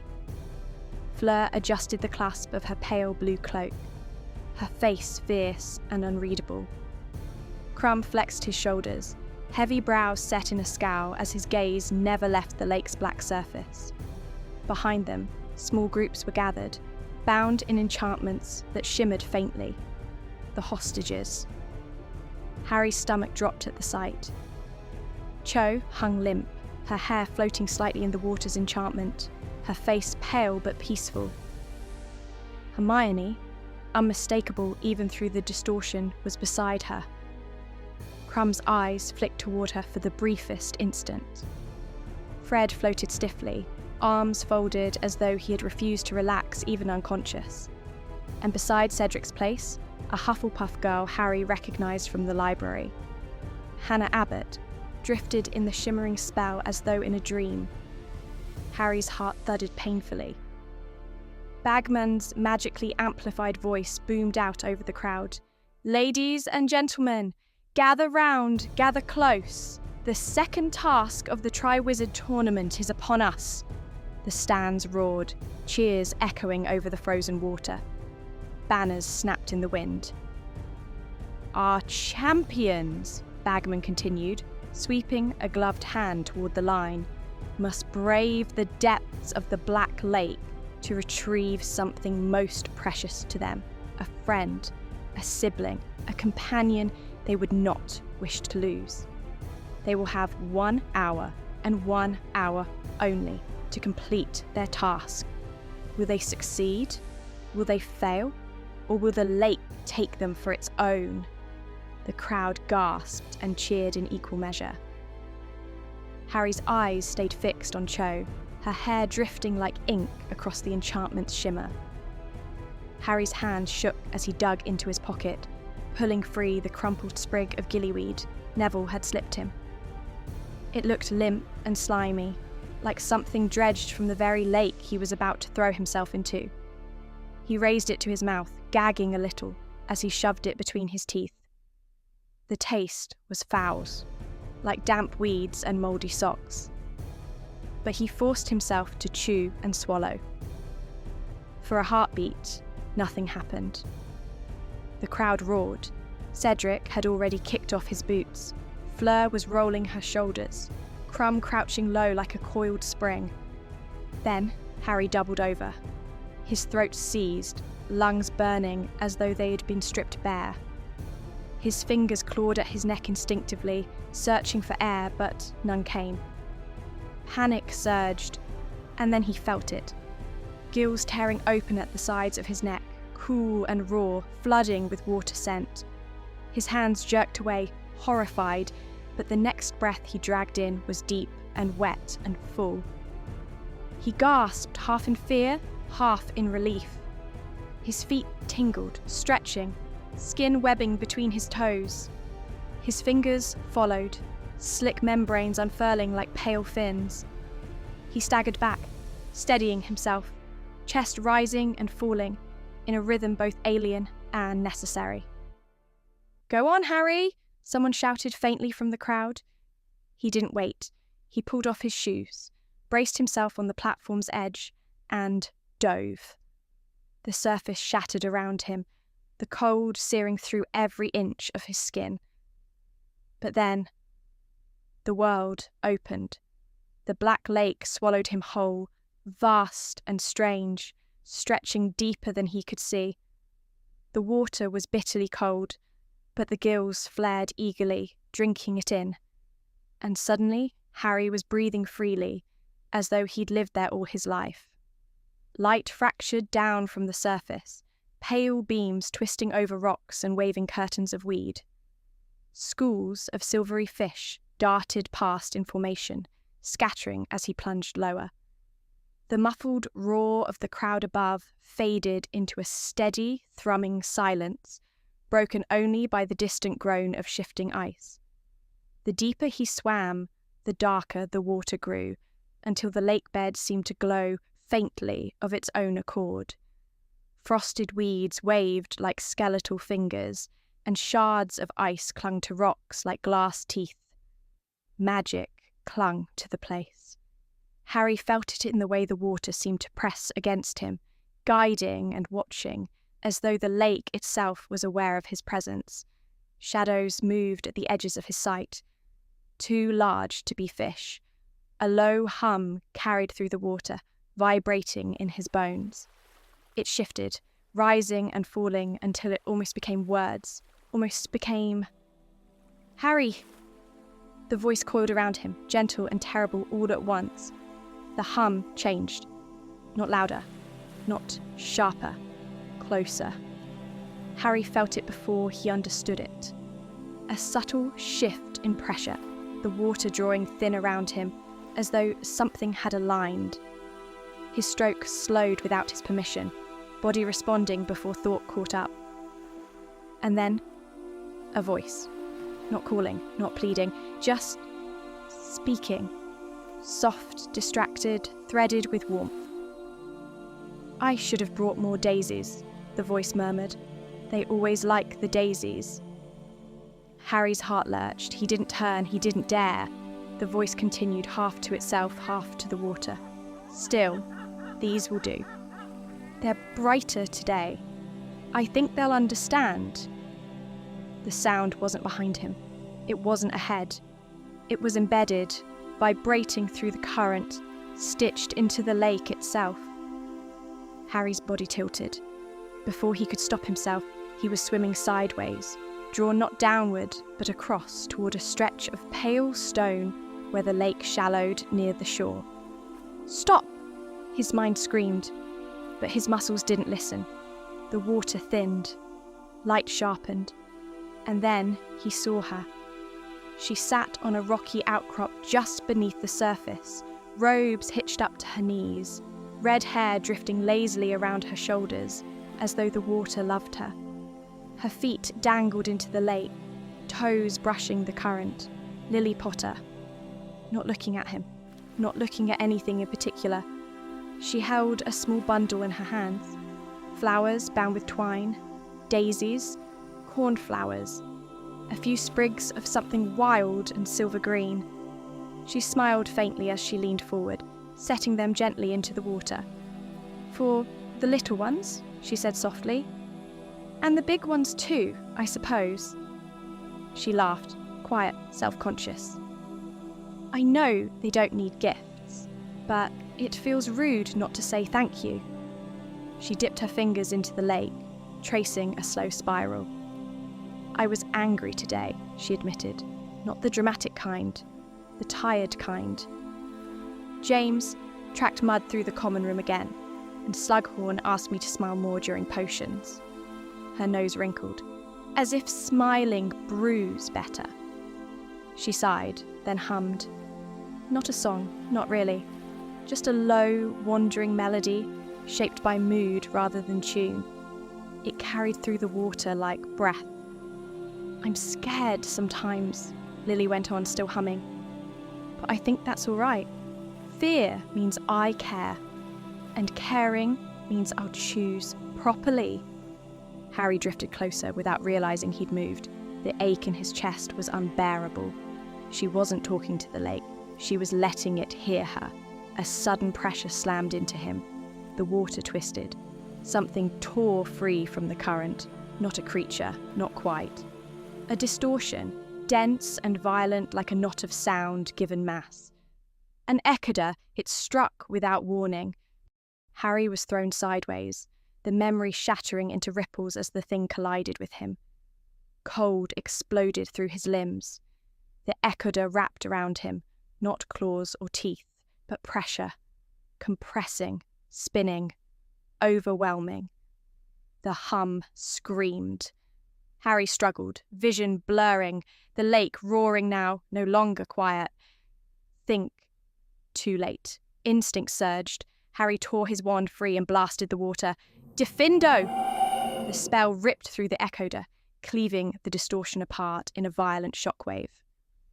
The pressure snapped, throwing Harry backward as the lake convulsed. The Ekada dispersed, not destroyed, but scattered, dissolving back into fragments of current and sound. Silence crashed in. Harry gasped, chest burning, heart hammering. The rocky shore was empty. The memory was gone. He spun slowly in the water, pulse roaring in his ears. Idiot!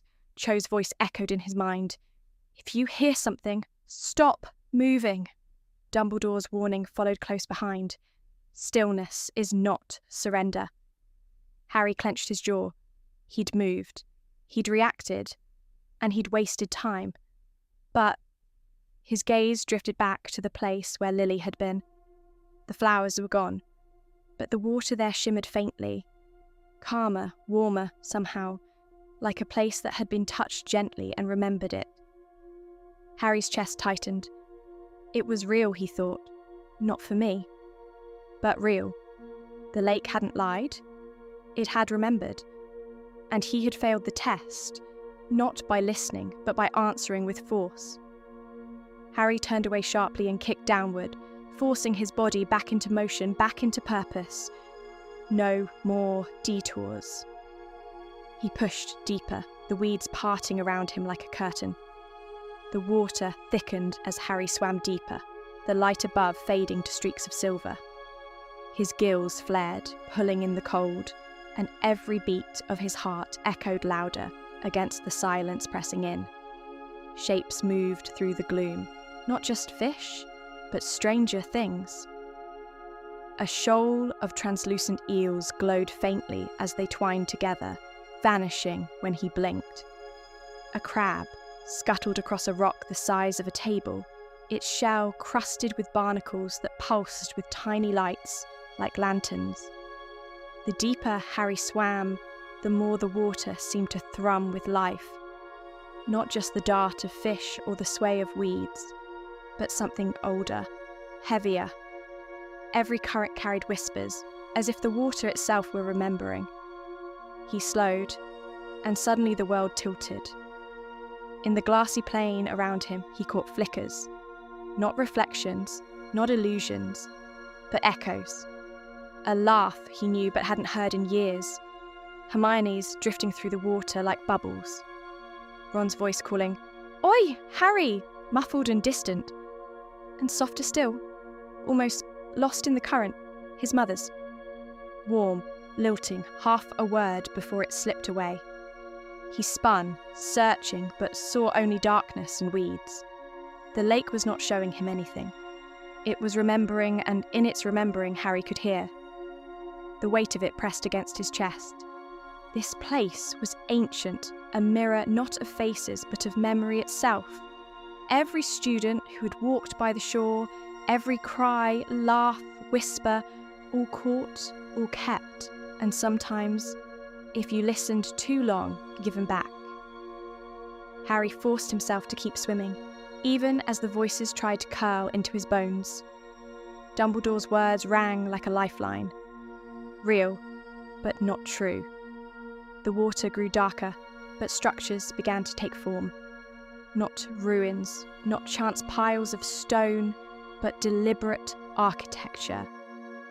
Pillars rose from the silt, carved in twisting patterns that caught the faint glow of lake-born moss. Nets of kelp stretched between them, heavy with shells that clattered like bells in the current. The merfolk village emerged. Huts built from stone and bone clustered together, roofs lashed with weed, lantern-fish strung overhead like living torches. Arches framed doorways, carved with spirals and faces half eroded by water. And at the village's centre rose a great amphitheatre, its stones cut in rings around a statue of a crowned figure, with hair like streaming kelp and arms outstretched as if in command of the depths. Dozens of merfolk gathered in silence. The merfolk circled in slow, deliberate movements, their pale eyes fixed on him. They were taller than he'd expected, their grey-green skin roughened like scales in places, long fingers webbed and tipped with claws. Shells and carved stones hung from cords around their necks, rattling faintly with their movements. Spears gleamed in their hands, their tips chipped into cruel, jagged points. Yet there was no frenzy, no sudden rush. Instead, they began to sing. The song came low and layered, each voice a note, each note interlocking, until the water itself seemed to vibrate. Harry didn't know their words, but the meaning pressed against him all the same. The champion comes. The choice begins. The water remembers. The water tests. Harry hovered in the water. Cho and the other hostages were drifting just within reach, the shimmer of enchantment pulsing faintly between them. His wand hand trembled. Every instinct screamed to cut her free. But the spear at her side did not waver, and the song of the merfolk rose sharper, pressing into his chest like weight. 1 hour, one choice. The water punishes greed. He remembered Cho's lessons in the library, her quiet voice explaining merfolk culture, the way they saw themselves not as monsters, but as keepers of the lake. How their songs weren't just noise, but law. He closed his eyes, letting the wand lower slightly. His gills flared, drinking in the cold, steady water. Then he pressed his palms together, fingertips to forehead. The gesture Cho had shown him, a sign of respect among the merfolk. The song faltered. Dozens of pale eyes narrowed watching. The spearheads held their ground, but they did not lunge. Harry forced himself to hum, awkward and uneven, but he tried to shape it like Cho had taught him. Low notes that echoed through his chest, syllables made of sound rather than words. It was rough, clumsy, but meaning carried through. Champion. Friends. Not greed. Not theft. Please.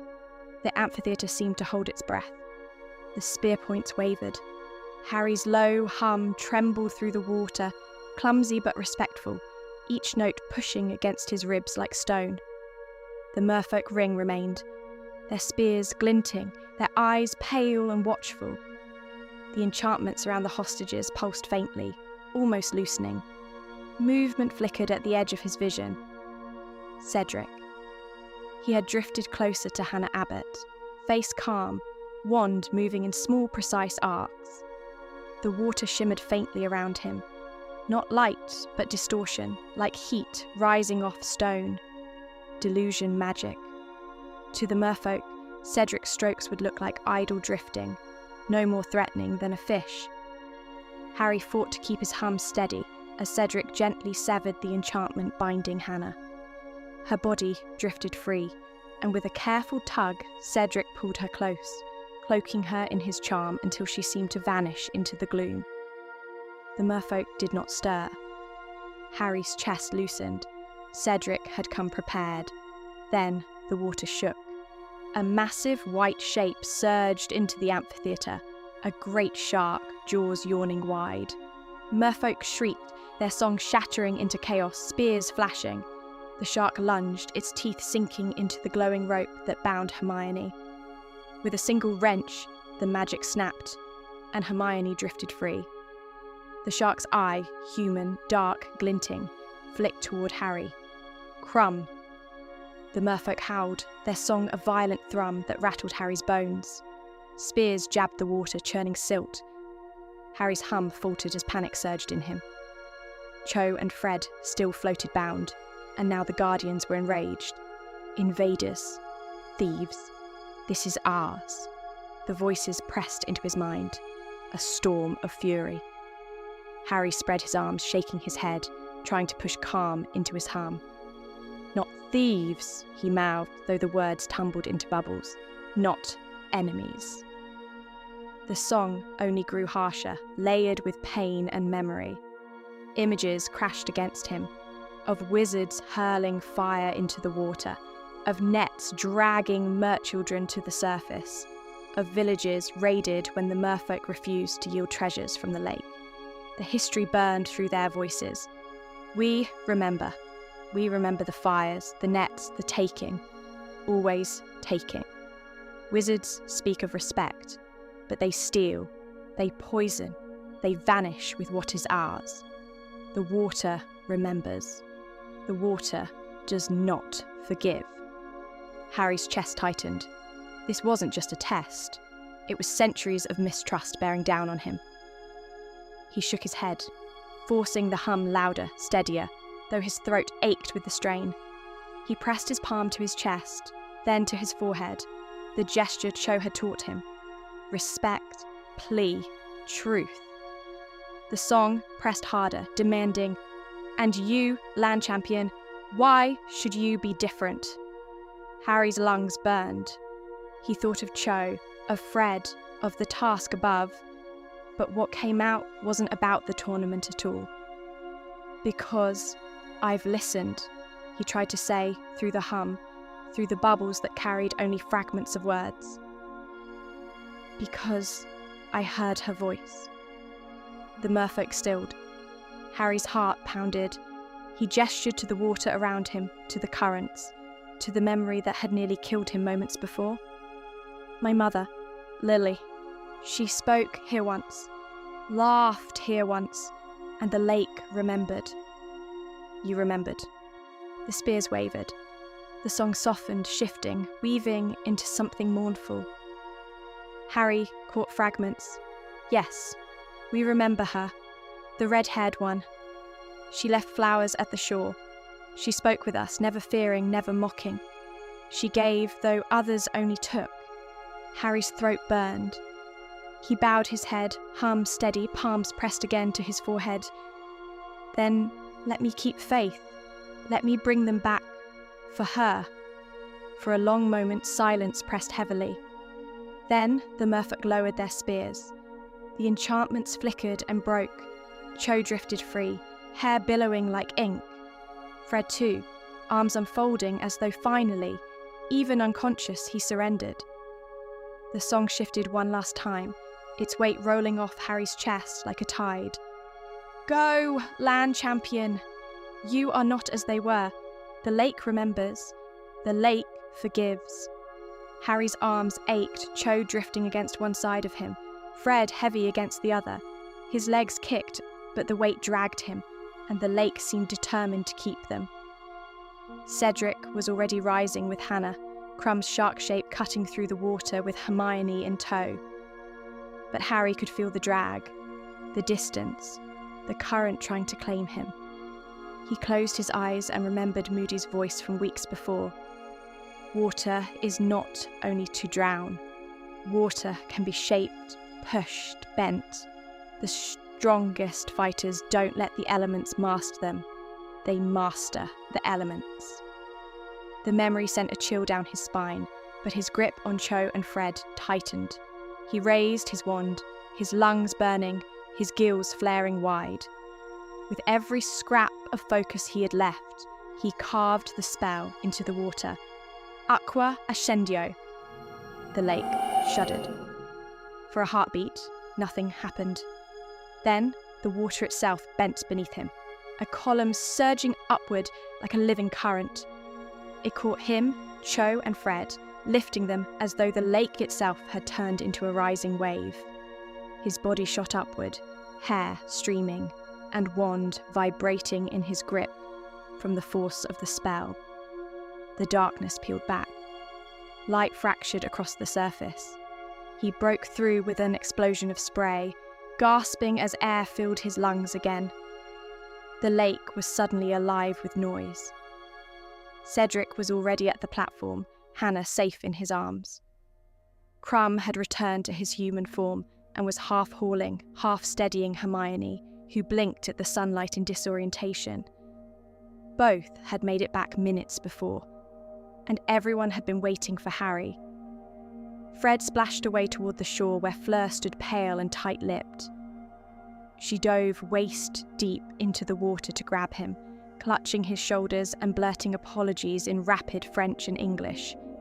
Fred, coughing and sputtering, waved her off with a grin, though she still pressed her forehead to his, fierce and furious at herself.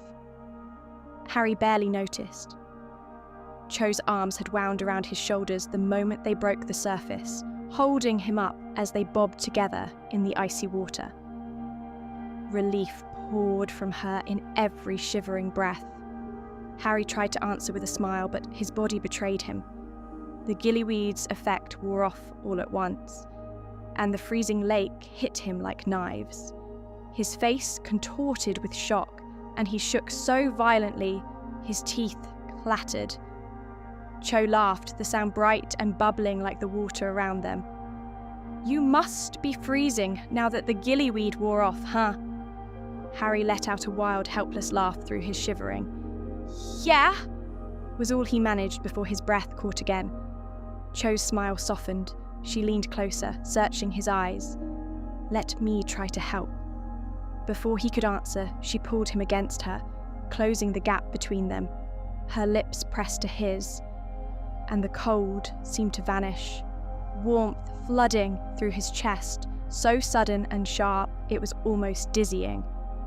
The crowd erupted. Flashes popped across the lake, magical cameras capturing the kiss, as Rita Skeeter nearly toppled off the platform in her excitement, her quill stabbing furiously across the parchment. "Potter's passion chooses love over glory, a champion's heart laid bare," she squealed, already dictating her headlines. On the shore, the twins howled, cupping their hands to their mouths and shouting every ridiculous cheer they could think of. Ginny stood just behind them, her arms folded, but when Harry glanced her way, she gave him a small nod. Firm, approving, almost protective. Across the platform, Hermione stood dripping beside Crumb, her eyes wide in shock at the spectacle. She said nothing, but her hands clenched at her dress as Crumb, oblivious, laughed and bantered with his Durmstrang friends as though the chaos meant nothing at all. Fleur clutched Fred's arm, her hair matted with lake water. Her lips were blue with cold, and though she tried to compose herself, shame burned in her face. "Them people, they trapped me," she admitted hoarsely to Madame Maxime, who fussed over her with furs and charms. "I tried, but I could not." Mr. Weasley, who had been one of the officials to dive in after her, still dripped from his own soaking. He gave her a warm, fatherly look. "You did your best, Miss Delacour. No shame in living to fight another day." But Fleur only shook her head, muttering apologies to Fred, who, to her surprise, grinned and said, "You did all right. Not everyone gets to say they outswam a Weasley twin."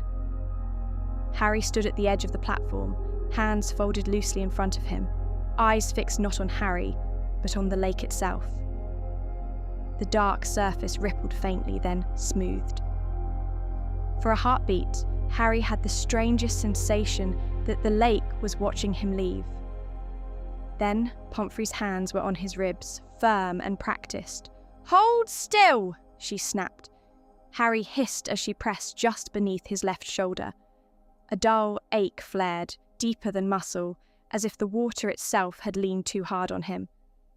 "You're bruised," she muttered. "Magical pressure. That shouldn't have happened." Harry swallowed. "I'm fine." "Don't lie to me," Pomfrey said automatically, then paused. "Not like that." Her fingers hovered, wand flicking in quick, precise motions. The glow that answered was uneven, flickering in places it shouldn't. She frowned. The tent was warm, too warm, the air thick with steam and potions. Harry sat on the edge of a cot, blanket wrapped tightly around his shoulders, his fingers still numb despite the heat. Pomfrey moved briskly between beds. Cho lay unconscious on the cot opposite him, her face pale but peaceful. Fred had already regained consciousness and was trying, unsuccessfully, to sit up while a healer scolded him. Harry's ribs throbbed in time with his heartbeat. Pomfrey returned, wand poised. "Lift the blanket." Harry obeyed. She murmured another diagnostic charm, slower this time. The glow settled over his chest, then pulsed, once, twice, before dimming unevenly. She said. Harry didn't like that sound.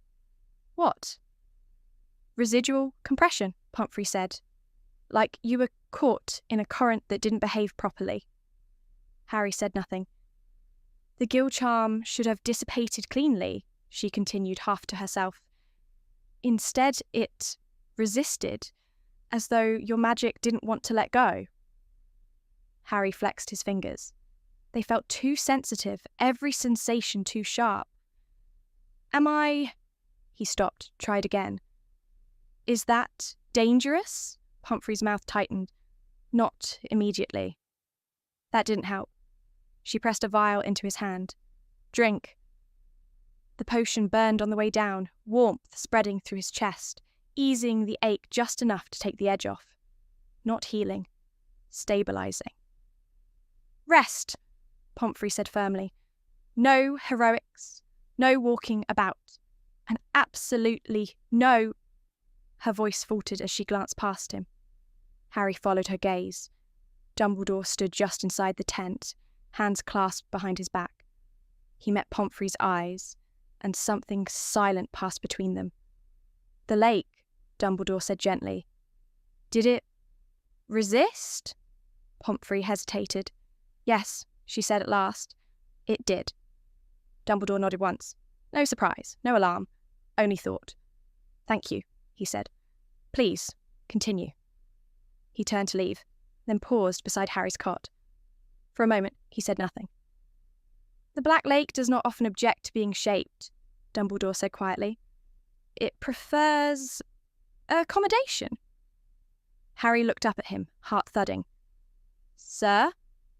Dumbledore's blue eyes met his. Not piercing, not searching. Simply present. "You did well," he said, "and you were wise."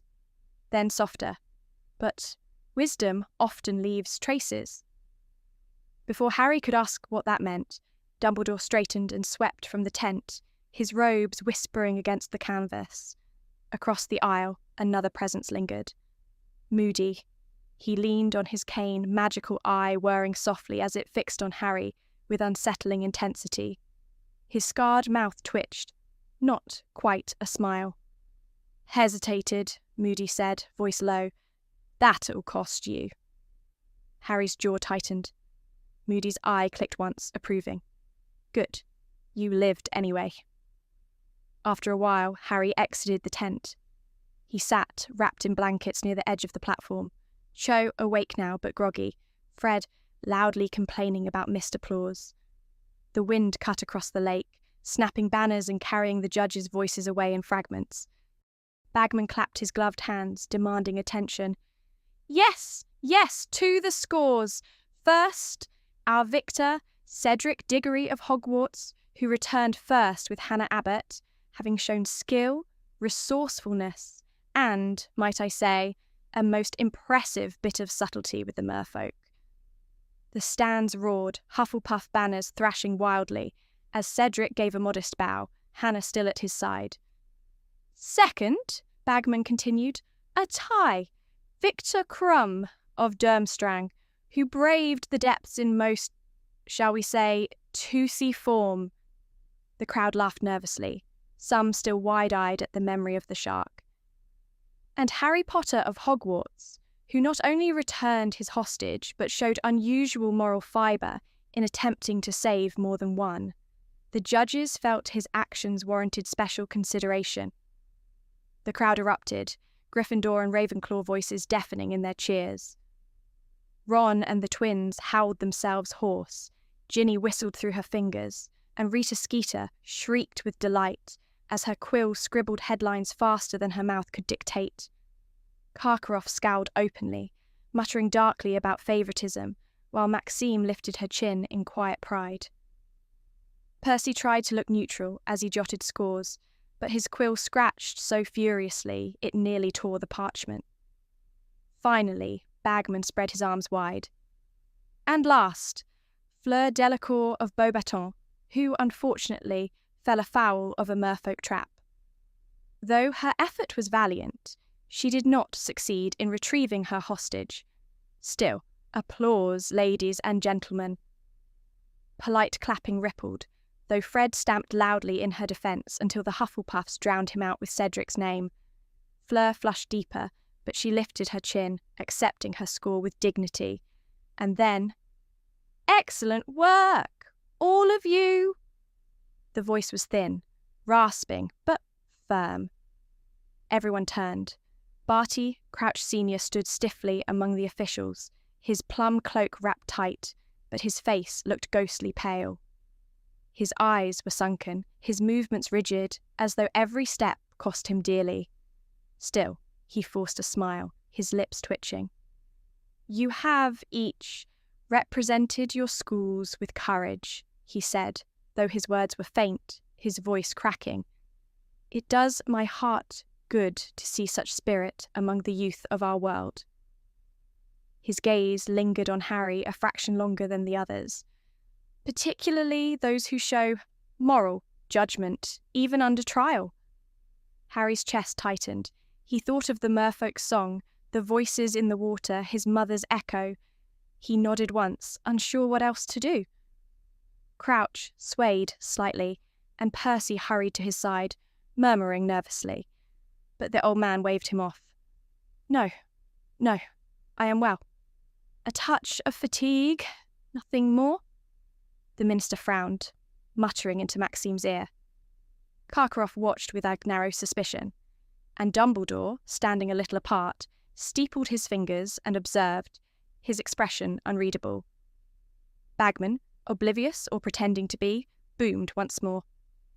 Yes, splendid. Scores are as follows. Potter in the lead, Cedric and Crumb tied for second, Delacour trailing, but not out. He clapped his hands together, nearly dropping his wand in the process. But, of course, the tournament marches ever onward, and I dare say you're all wondering what lies ahead in the third and final trial. The roar of anticipation rolled through the students. Harry felt Cho squeeze his hand, and even Crumb leaned forward slightly, shark-like intensity still carved into his face. Bagman spread his arms wide. The third task will take place on the Quidditch pitch, though you won't quite recognise it by then. The entire field will be transformed into a giant maze, its hedges taller than a house, thick with enchantments. Inside, you'll face obstacles of every kind. Creatures, curses, puzzles, perhaps even a trick or two of my own design. A nervous ripple of laughter passed through the crowd. At the very centre, Bagman went on, his grin gleaming, will stand the Triwizard Cup itself. Whoever reaches it first shall be declared the victor of the tournament. The stands thundered again, though the champions stayed silent, their eyes fixed on him. Bagman raised his hands for quiet. The order of entry will be determined by your current scores. And so, champions, you now know your final trial. Bagman finished, his voice almost giddy. You've braved dragons, conquered the lake, and now you must outwit the maze itself. Train hard, prepare well, and may the bravest, cleverest, most daring among you seize the cup. The cheers rose again, echoing into the grey winter sky. But Harry noticed, just behind the applause and spectacle, Barty Crouch Sr., standing stiff among the officials. His skin looked ashen, his lips thin, his eyes flickering strangely. Still, he clapped dutifully, whispering something into Percy's ear. Harry shivered. Not from the cold, but from the memory of the lake's voices and the weight of the maze ahead. Winter loosened its grip by inches, not surrendering so much as shifting its weight. The sky lightened from iron to pewter, snow retreated into the shadows of stone steps and under eaves, where it kept its secrets. On the first morning, the Quidditch pitch was closed. A row of ministry cloaks stood like planted flags along the touchline, wands raised, voices weaving cool threads of spellwork into the air. By lunch, green broke the soil. Not grass, hedges. They surged up in dark, glossy waves, knitting themselves into walls as thick as cottage roofs and twice as tall as Hagrid. Students watched from the stands as the lines on the ground curved into corridors, and those corridors into spirals, and those spirals into a shape no one could quite read. When wind moved through the leaves, it sounded like whispering. Nothing intelligible, only the susurrus of a crowd just beyond a door. "Reckon it's practicing," Ron said, chewing an apple down to the core. "Hedges. Practicing being menacing." "They're not practicing," Neville murmured, eyes narrowed. "They're listening." That night, lanterns bobbed in the distance as auras escorted tarped cages onto the pitch. The cages clinked and thumped as if something inside remembered forests. A crate with ventilation slits rattled so hard, 2 wizards braced it with their shoulders and still slid sideways. Sparks showered briefly from a wand, quickly smothered, before the procession melted into the green. By the weekend, rumour was currency. Someone swore a chaser lost a spare broom to a corridor that simply took it. A third year swore on his mother that a hand, leafy, thorned, had closed over the rim of his butterbeer when he got too close to the rail. Fred and George naturally brought fireworks. "Scientific inquiry," George declared, lighting a slender silver stick. "Public service?" Fred corrected solemnly, tossing it in. The fireworks skittered 2 feet into the opening and bloomed into a bouquet of stars, then sank, the sparks elongating and thinning like pulled sugar until the hedge drank them all. Only the faint smell of singed rosemary lingered. "Well," George said faintly, "that's rude." Classes ground on while the walls thickened. On clear afternoons, Ravenclaws sketched the maze from the highest rows, drawing lines until their hands cramped, comparing angles that refused to stay. The Slytherins took to drifting by in pairs, pretending not to look. Hufflepuffs brought warm rolls and hot tea to the workers, and earned real smiles for their trouble. Harry passed the pitch daily, sometimes alone, sometimes not. With Cho, never alone felt like quiet instead of noise. They had a habit of walking the long way to meals, following the curve of the stands until the wind pushed tears from their eyes. He told her about the Waters song. She told him the word in the merfolk tongue for promise, a note low enough you felt it more than heard it. They fitted glances between other people's glances. Once she slipped her hand into his inside his sleeve, and his pulse, traitor that it was, steadied.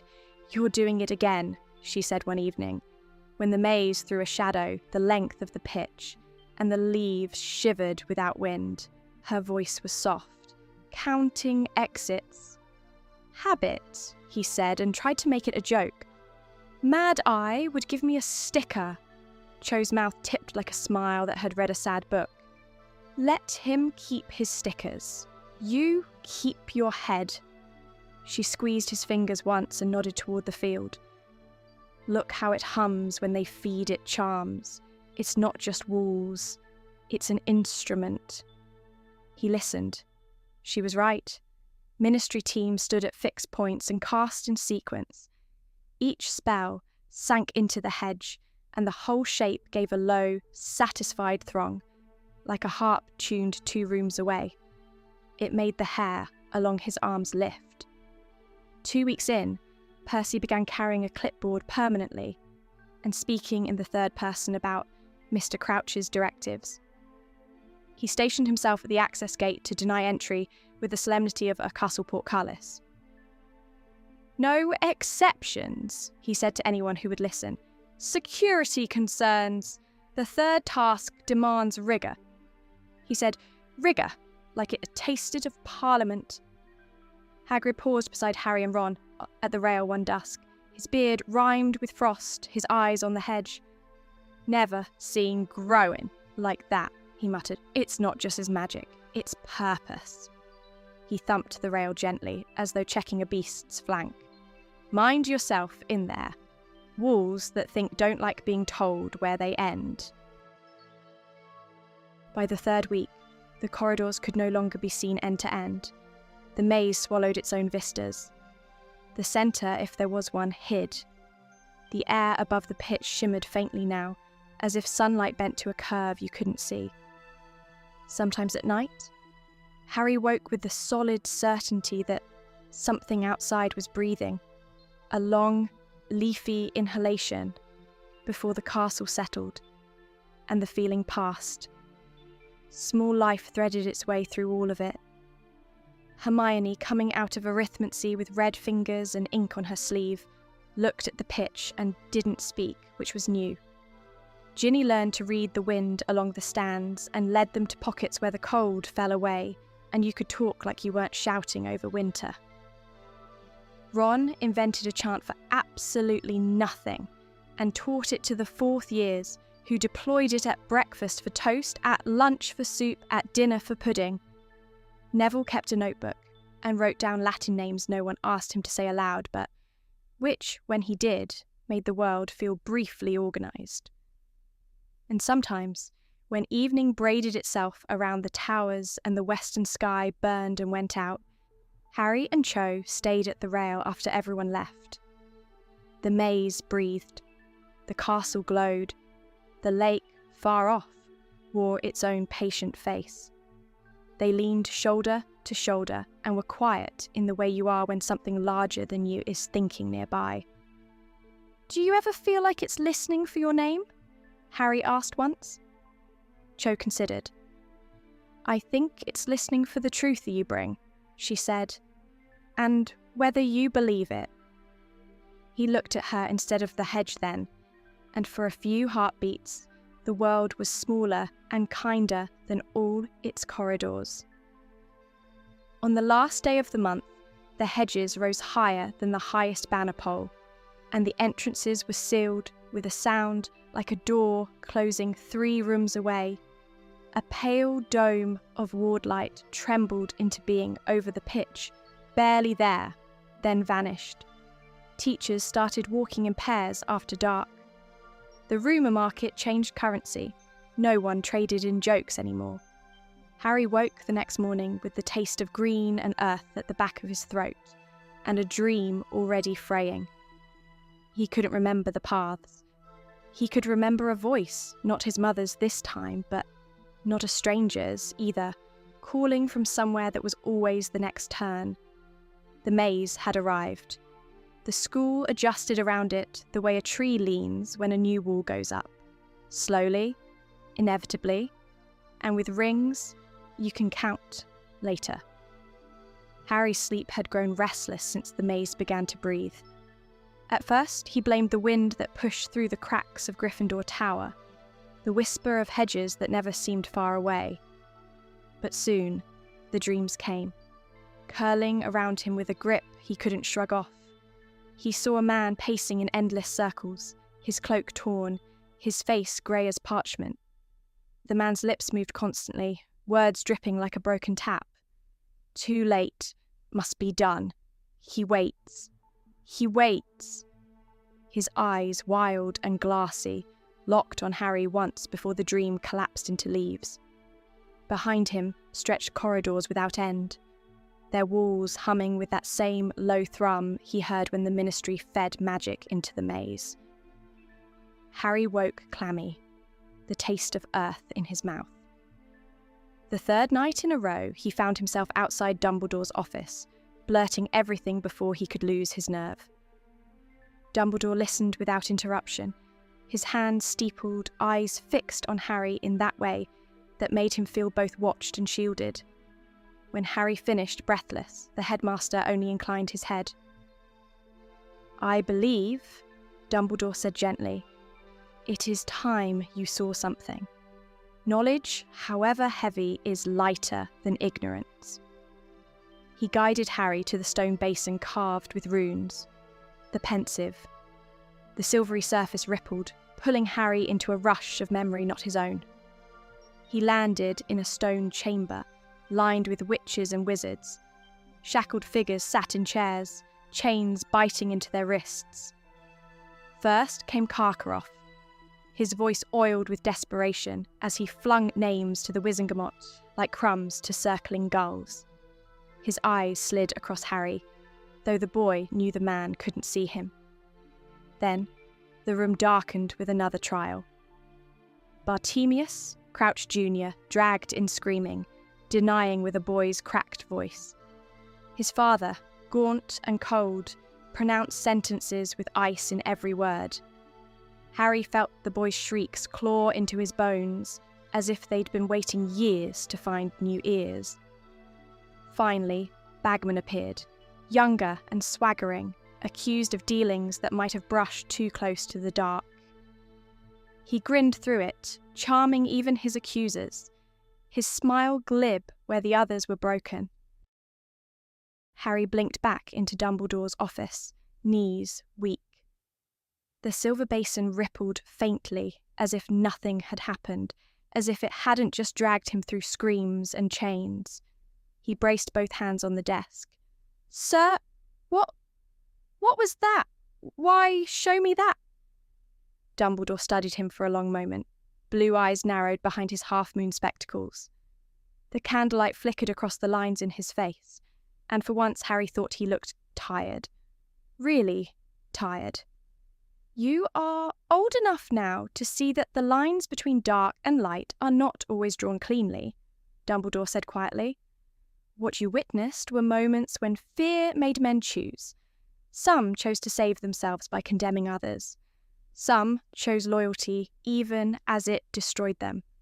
Some, like young Crouch, were chosen against, and the weight of that judgment echoes still." Harry's head still rang with the echo of Crouch Jr.'s screams when he lifted his face to Dumbledore. "Sir, he looked terrified. He wasn't just evil. Why was he even there? What did he do?" Dumbledore's eyes dimmed, like shutters falling across light. He folded his hands together. Barty, Crouch Jr., was a boy raised in a house where affection was rationed more strictly than food. His father, as you saw, believed that order, law, was the highest form of love. He thought if he could mould his son into discipline, into ambition, into service, he would protect him from the chaos tearing our world apart. Harry frowned. But it didn't protect him, it pushed him to Voldemort. Dumbledore inclined his head. Yes, and therein lies the tragedy. Children who are given only rules grow skilled at hiding. Young Crouch learned to wear masks early, to present whatever face would please his father. He studied law, languages, history, all the things Bartemius Sr. valued. And in the cracks of that performance, he found others who whispered of a different kind of power, one that promised recognition without restraint.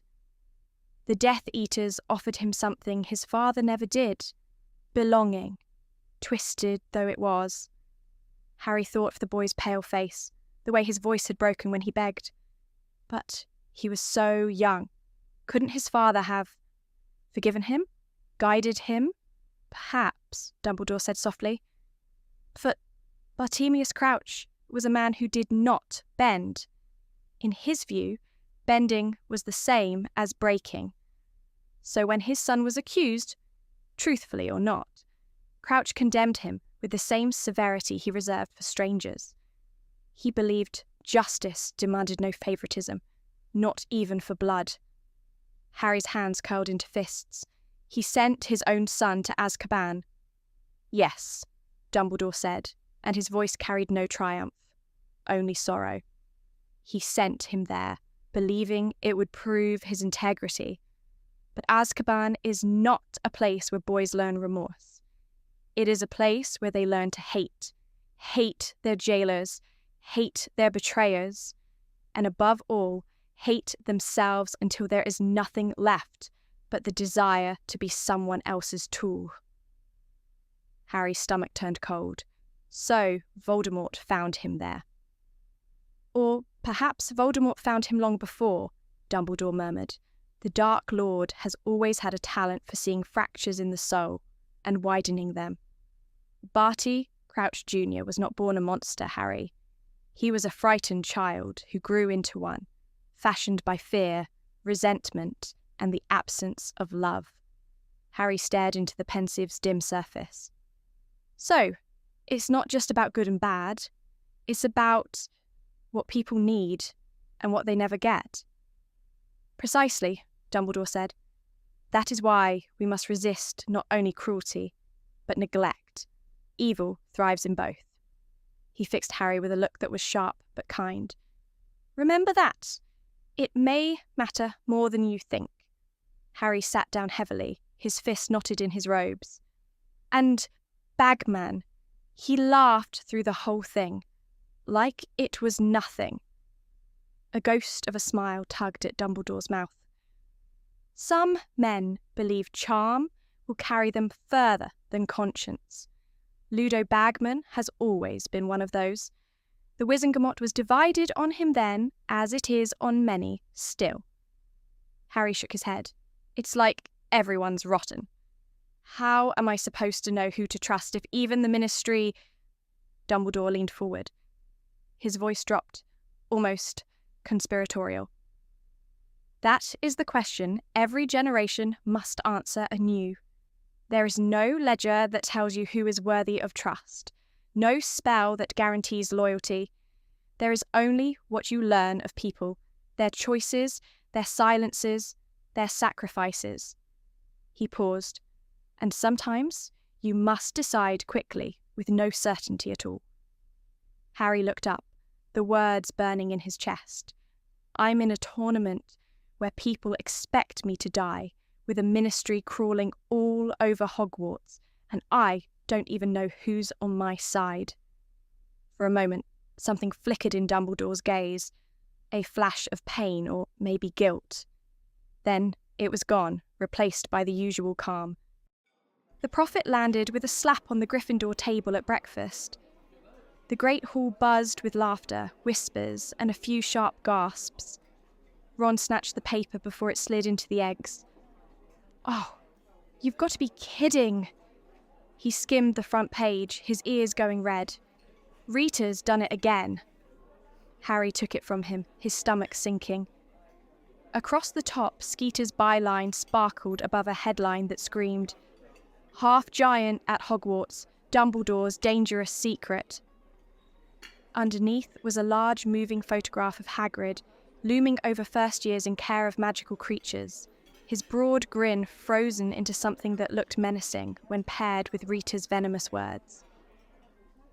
Hogwarts staff, already plagued by instability, now revealed to harbour a giant among them, Rubeus Hagrid, whose parentage ties him to the monstrous clans of the mountains, has been entrusted with students despite his volatile temper and questionable judgment.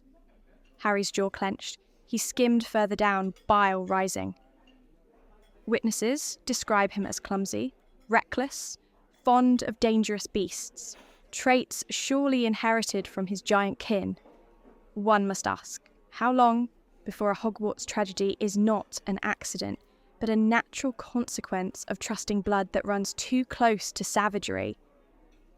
Across the hall, heads turned toward the staff table. Hagrid wasn't there. Hermione stormed over to their table and slammed her goblet down, her face flushed. She can't write things like that. This isn't reporting, it's cruelty. Just like that, everything brewing between them came to a halt. Ron muttered something murderous under his breath, but Harry barely heard. His eyes had locked on Maxime, sitting bolt upright, her shoulders rigid. When a Beauxbaton girl whispered in her ear, she shook her head sharply, her face pale. "Where's Hagrid?" Harry asked. Hermione stood chin high. "If he's not here, then I know where he'll be. I'm going to see him." Harry hesitated, then shoved his plate away and followed. Ron stayed behind, in case Hagrid showed again in the hall. The curtains were drawn tight, the air inside heavy with smoke and damp. When Hermione pushed her way in, she stopped short. The table was littered with tankards, one of them still half full of something sharp-smelling. Hagrid slumped in his chair, his great hand wrapped around the handle like it was a lifeline. His eyes were red, and his beard was tangled and wet in places. Harry blinked. He hadn't seen Hagrid touch a drop since first year, when he'd sworn off getting muddled for the sake of his job. "Hagrid," Harry said quietly, his stomach twisting. "Don't look at me like that," Hagrid muttered, his words thick. "I know what you're thinking. I lasted near 3 years without it. It did me best. But Skeeter dug it all up. Now everyone knows. Don't matter what I do now, does it?" He tipped the tankard back, only to find it empty. With a grunt, he hurled it into the fireplace, where it clanged against the stone and rolled back out. Hermione strode across the room, her hands trembling as she began clearing the table. "Of course it matters. One article doesn't erase everything you've done here." She shoved an empty mug aside. "You've cared for this school, for us, more than anyone. Who else would have stuck by Harry when everyone thought he was the heir of Slytherin? Who else would have risked his life bringing creatures into the forest just to teach us something worth knowing?" Hagrid shook his head violently, his massive shoulders shuddering. "I should have known better. Shouldn't have thought someone like me could be a proper professor. Not with my blood. My mum was a giantess, you know. Left me dad when I was young. People always said I'd end up like her, cold, mean, too big for the world. I thought, maybe, if I just worked hard enough." His voice cracked. "But look at me." He pressed both hands to his face, and for a moment the room filled with the sound of him sobbing. Great, ragged gulps that made the walls seem to tremble. Harry felt rooted, useless. Then he forced himself forward, reaching up to rest a hand on Hagrid's arm. The giant man's skin was hot, fevered. "You're not your mum," Harry said firmly. "You never were. You're the one who gave me my first birthday cake, remember?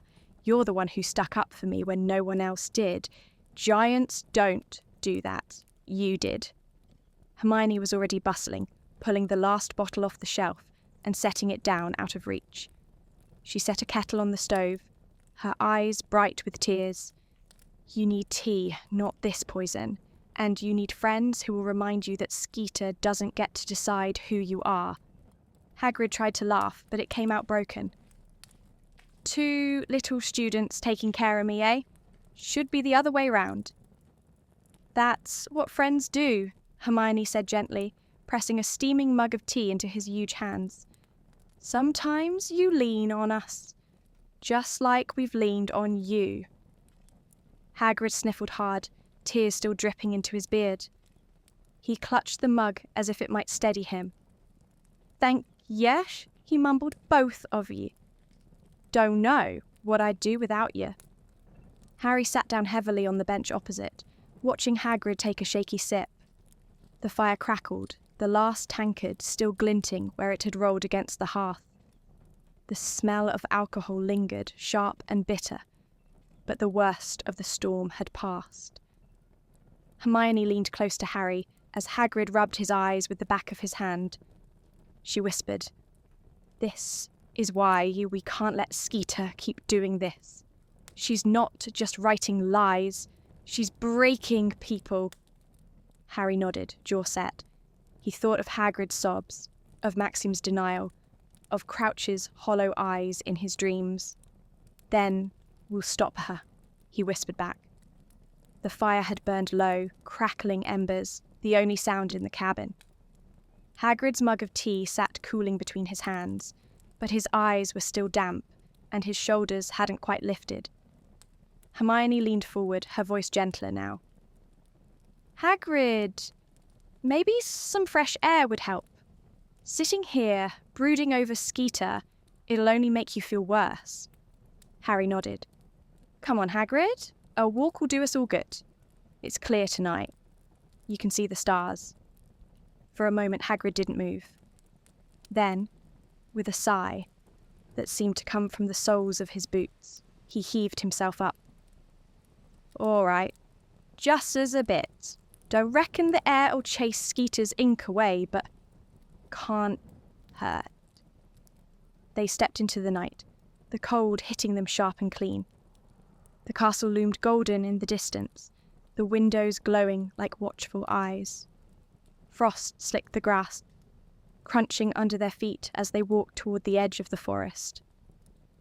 The cold pressed in around them as they walked, their boots crunching frost. Hagrid trudged ahead, shoulders sagging, leaving Harry and Hermione side by side in uneasy silence. Harry cleared his throat. "So, how have you been?" Hermione glanced at him, her breath misting in the dark. "Busy? Tired? Trying to keep up with classes on top of everything else?" She shifted her scarf a little tighter. "You?" "About the same," Harry said. "Trying not to drown under homework and, the whole tournament thing." Hermione gave a quiet laugh, but it didn't quite reach her eyes. Silence stretched again before Harry spoke. "How's Crumb?" She hesitated, her expression faltering. "Not what I thought it'd be. He's kind, but it's not exactly the fairy tale everyone whispers." Harry nodded, biting back his first response. "And Cho? How's that?" she asked softly. This time, Harry couldn't help the small smile that tugged at his mouth. "Good. Really good, actually." Hermione's eyes softened. "I'm glad. You deserve that, Harry. All the happiness this cruel world will allow you." That warmth in her tone made Harry's chest tighten. He ducked his head, smiling faintly. "Thanks." A pause, then, "Hermione, I'm sorry for everything. We've been awful. Me, Ron, the twins. Overprotective, selfish, blind with rivalry. We treated you like you couldn't make your own choices." She stopped walking for a moment, looking at him with wide, earnest eyes. "I'm sorry too. I shouldn't have blown you off. Shouldn't have treated the tournament like it didn't matter. I was so shocked by the attention, by someone actually choosing me, that I forgot who already mattered." Harry met her gaze, the tension between them thinning at last. "Then, maybe, we call a truce?" Hermione's lips curved into a small tentative smile. "A truce?" They shook on it, awkward but genuine, the weight of weeks of silence lifting a little as Hagrid's voice drifted back to them. "That's better. That's how real friends do it." For a while, they said nothing. Then Hagrid rumbled, "Don't think I'll ever get used to being called dangerous for what I am. Not what I do, not what I've chosen. Just what I was born as." Hermione's hands curled into fists at her sides. That's prejudice, plain and simple. It's what Skeeter thrives on. It's easier to sell fear than truth. Harry looked up at Hagrid's hulking frame beside them. She's wrong about you. You're one of the kindest people I know. My aunt and uncle. Now they're dangerous, but no one ever writes about them. That earned the faintest snort from Hagrid. You have a point there. His stride slowed. Sometimes I think, maybe me dad believed I'd prove everyone wrong. He was half the size of me, but twice the heart. Always told me, don't let 'em tell you what you're worth, Rubeus. Show 'em.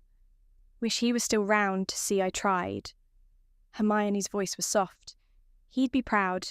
His gaze slid past them, unfocused, until it landed on Harry. For one chilling instant, the man's eyes sharpened. He seized Harry's sleeve with a strength that didn't belong in a sick man's grip. You... boy, you must tell him... His voice cracked. He waits in the maze. The maze consumes. Then his eyes rolled again, and he slumped, lips still babbling incoherently. Hermione clutched Harry's arm, her face pale. We have to get him to Dumbledore. Now. Hagrid bent quickly, lifting Crouch as though he weighed nothing. Come on. No arguing. They hurried back across the frost-lit lawn, Crouch muttering nonsense against Hagrid's shoulder. The castle loomed closer, its warm glow promising safety. But as they climbed the stone steps, a figure was already waiting in the shadows. Leave him to me, Moody growled, his magical eyes spinning. He took Crouch's weight from Hagrid with surprising ease for a man who limped so heavily. I'll get him straight to Dumbledore. Harry opened his mouth, but Moody's eyes swiveled, fixing him with a glare that rooted him to the spot. You've done your part, Potter. Go. The heavy door shut behind them, leaving only the echo of Crouch's broken mutterings lingering in Harry's ears. The maze consumes. The weeks bled together, marked by the slow, unsettling growth of the maze. Where once the Quidditch pitch had been a place of cheers and sweeping dives, now it was an arena of whispers and dread. The hedges rose higher each morning. Harry passed them on his way to breakfast, thick and dark, blocking out the winter sun. Crates rattled behind them, unseen creatures clawing at their confinement, their hisses and scrapes carrying in the wind. Aurors in plum cloaks patrolled the grounds with clipped voices, their wands always drawn. Ministry workers shouted orders, their nerves plain in every stiff gesture. The rumours spread quicker than frost on glass. Boggarts, someone whispered in charms. No, blast-ended Scroots, a Ravenclaw swore, claiming he'd seen Hagrid hauling feed toward the pitch. Enchanted traps, muttered a Slytherin girl, her voice low. Magic that twists the maze itself against you. Harry didn't need the gossip. He already felt it. That sense of being watched, of the maze stretching its roots toward him, listening. Sometimes, when the wind shifted, he thought he heard it breathe. Spring thickened around Hogwarts. Snow glazed the lawns. The lake lay sealed in ice. And every week the Quidditch pitch vanished further, beneath the towering hedges of the third task.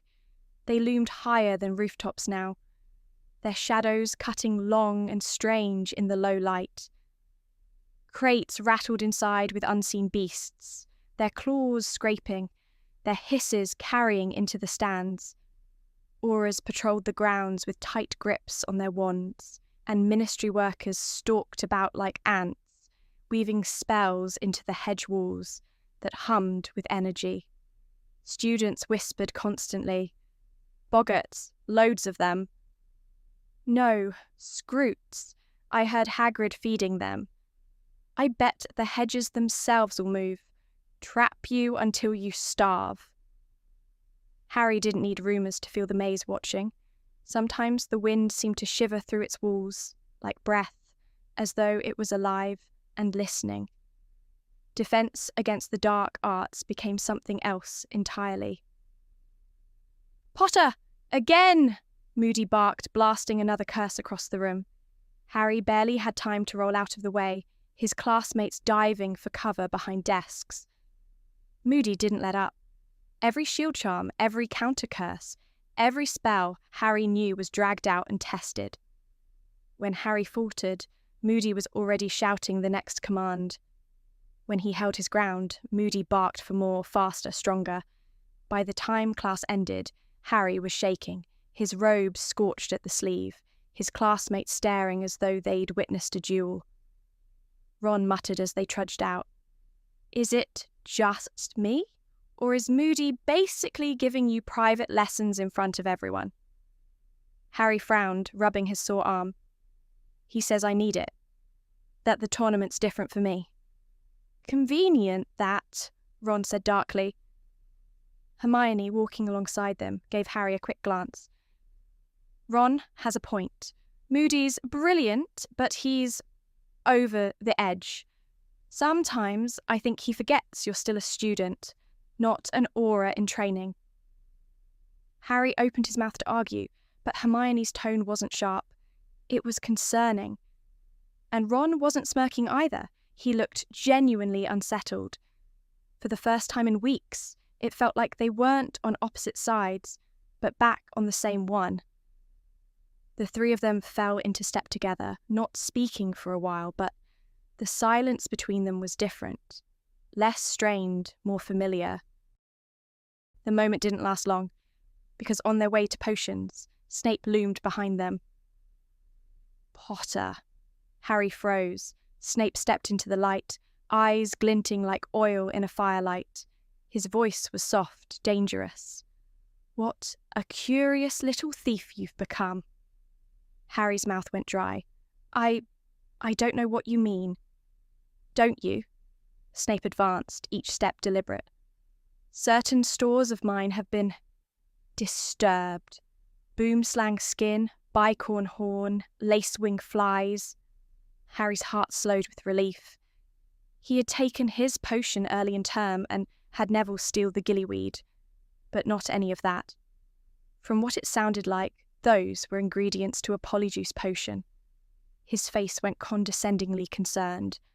"I don't know what you're talking about." Snape's eyes narrowed. "Lies do not suit you. You sweat, your pupils dilate, your voice stammers. Amateur tells of a guilty boy." Harry bristled. "I'm not lying. I didn't take any of those things." Snape leaned closer, so close Harry caught the faint scent of burnt herbs on his robes. "Curious, because I know they are gone. And when things go missing in this castle, rare things, dangerous things, they always seem to circle back to you." Harry met his eyes. "Check my bag. Check my dorm, even. You won't find anything." That too was true, but the heat in his chest betrayed him, and Snape's eyes flickered with a predator's satisfaction. "You're hiding something," Snape murmured. "I can smell it. You think you're clever, Potter, that you can juggle lies and half-truths, but guilt clings to you like smoke. I'll find the fire." Harry tilted his head. "That's brilliant, Professor. When you're off looking for this imaginary metaphorical fire, the real there will have your stash cleared out before dawn." Ron and Hermione's jaws dropped in shock. Snape's eyes glittered with cold fire. "Enjoy your jokes while you can.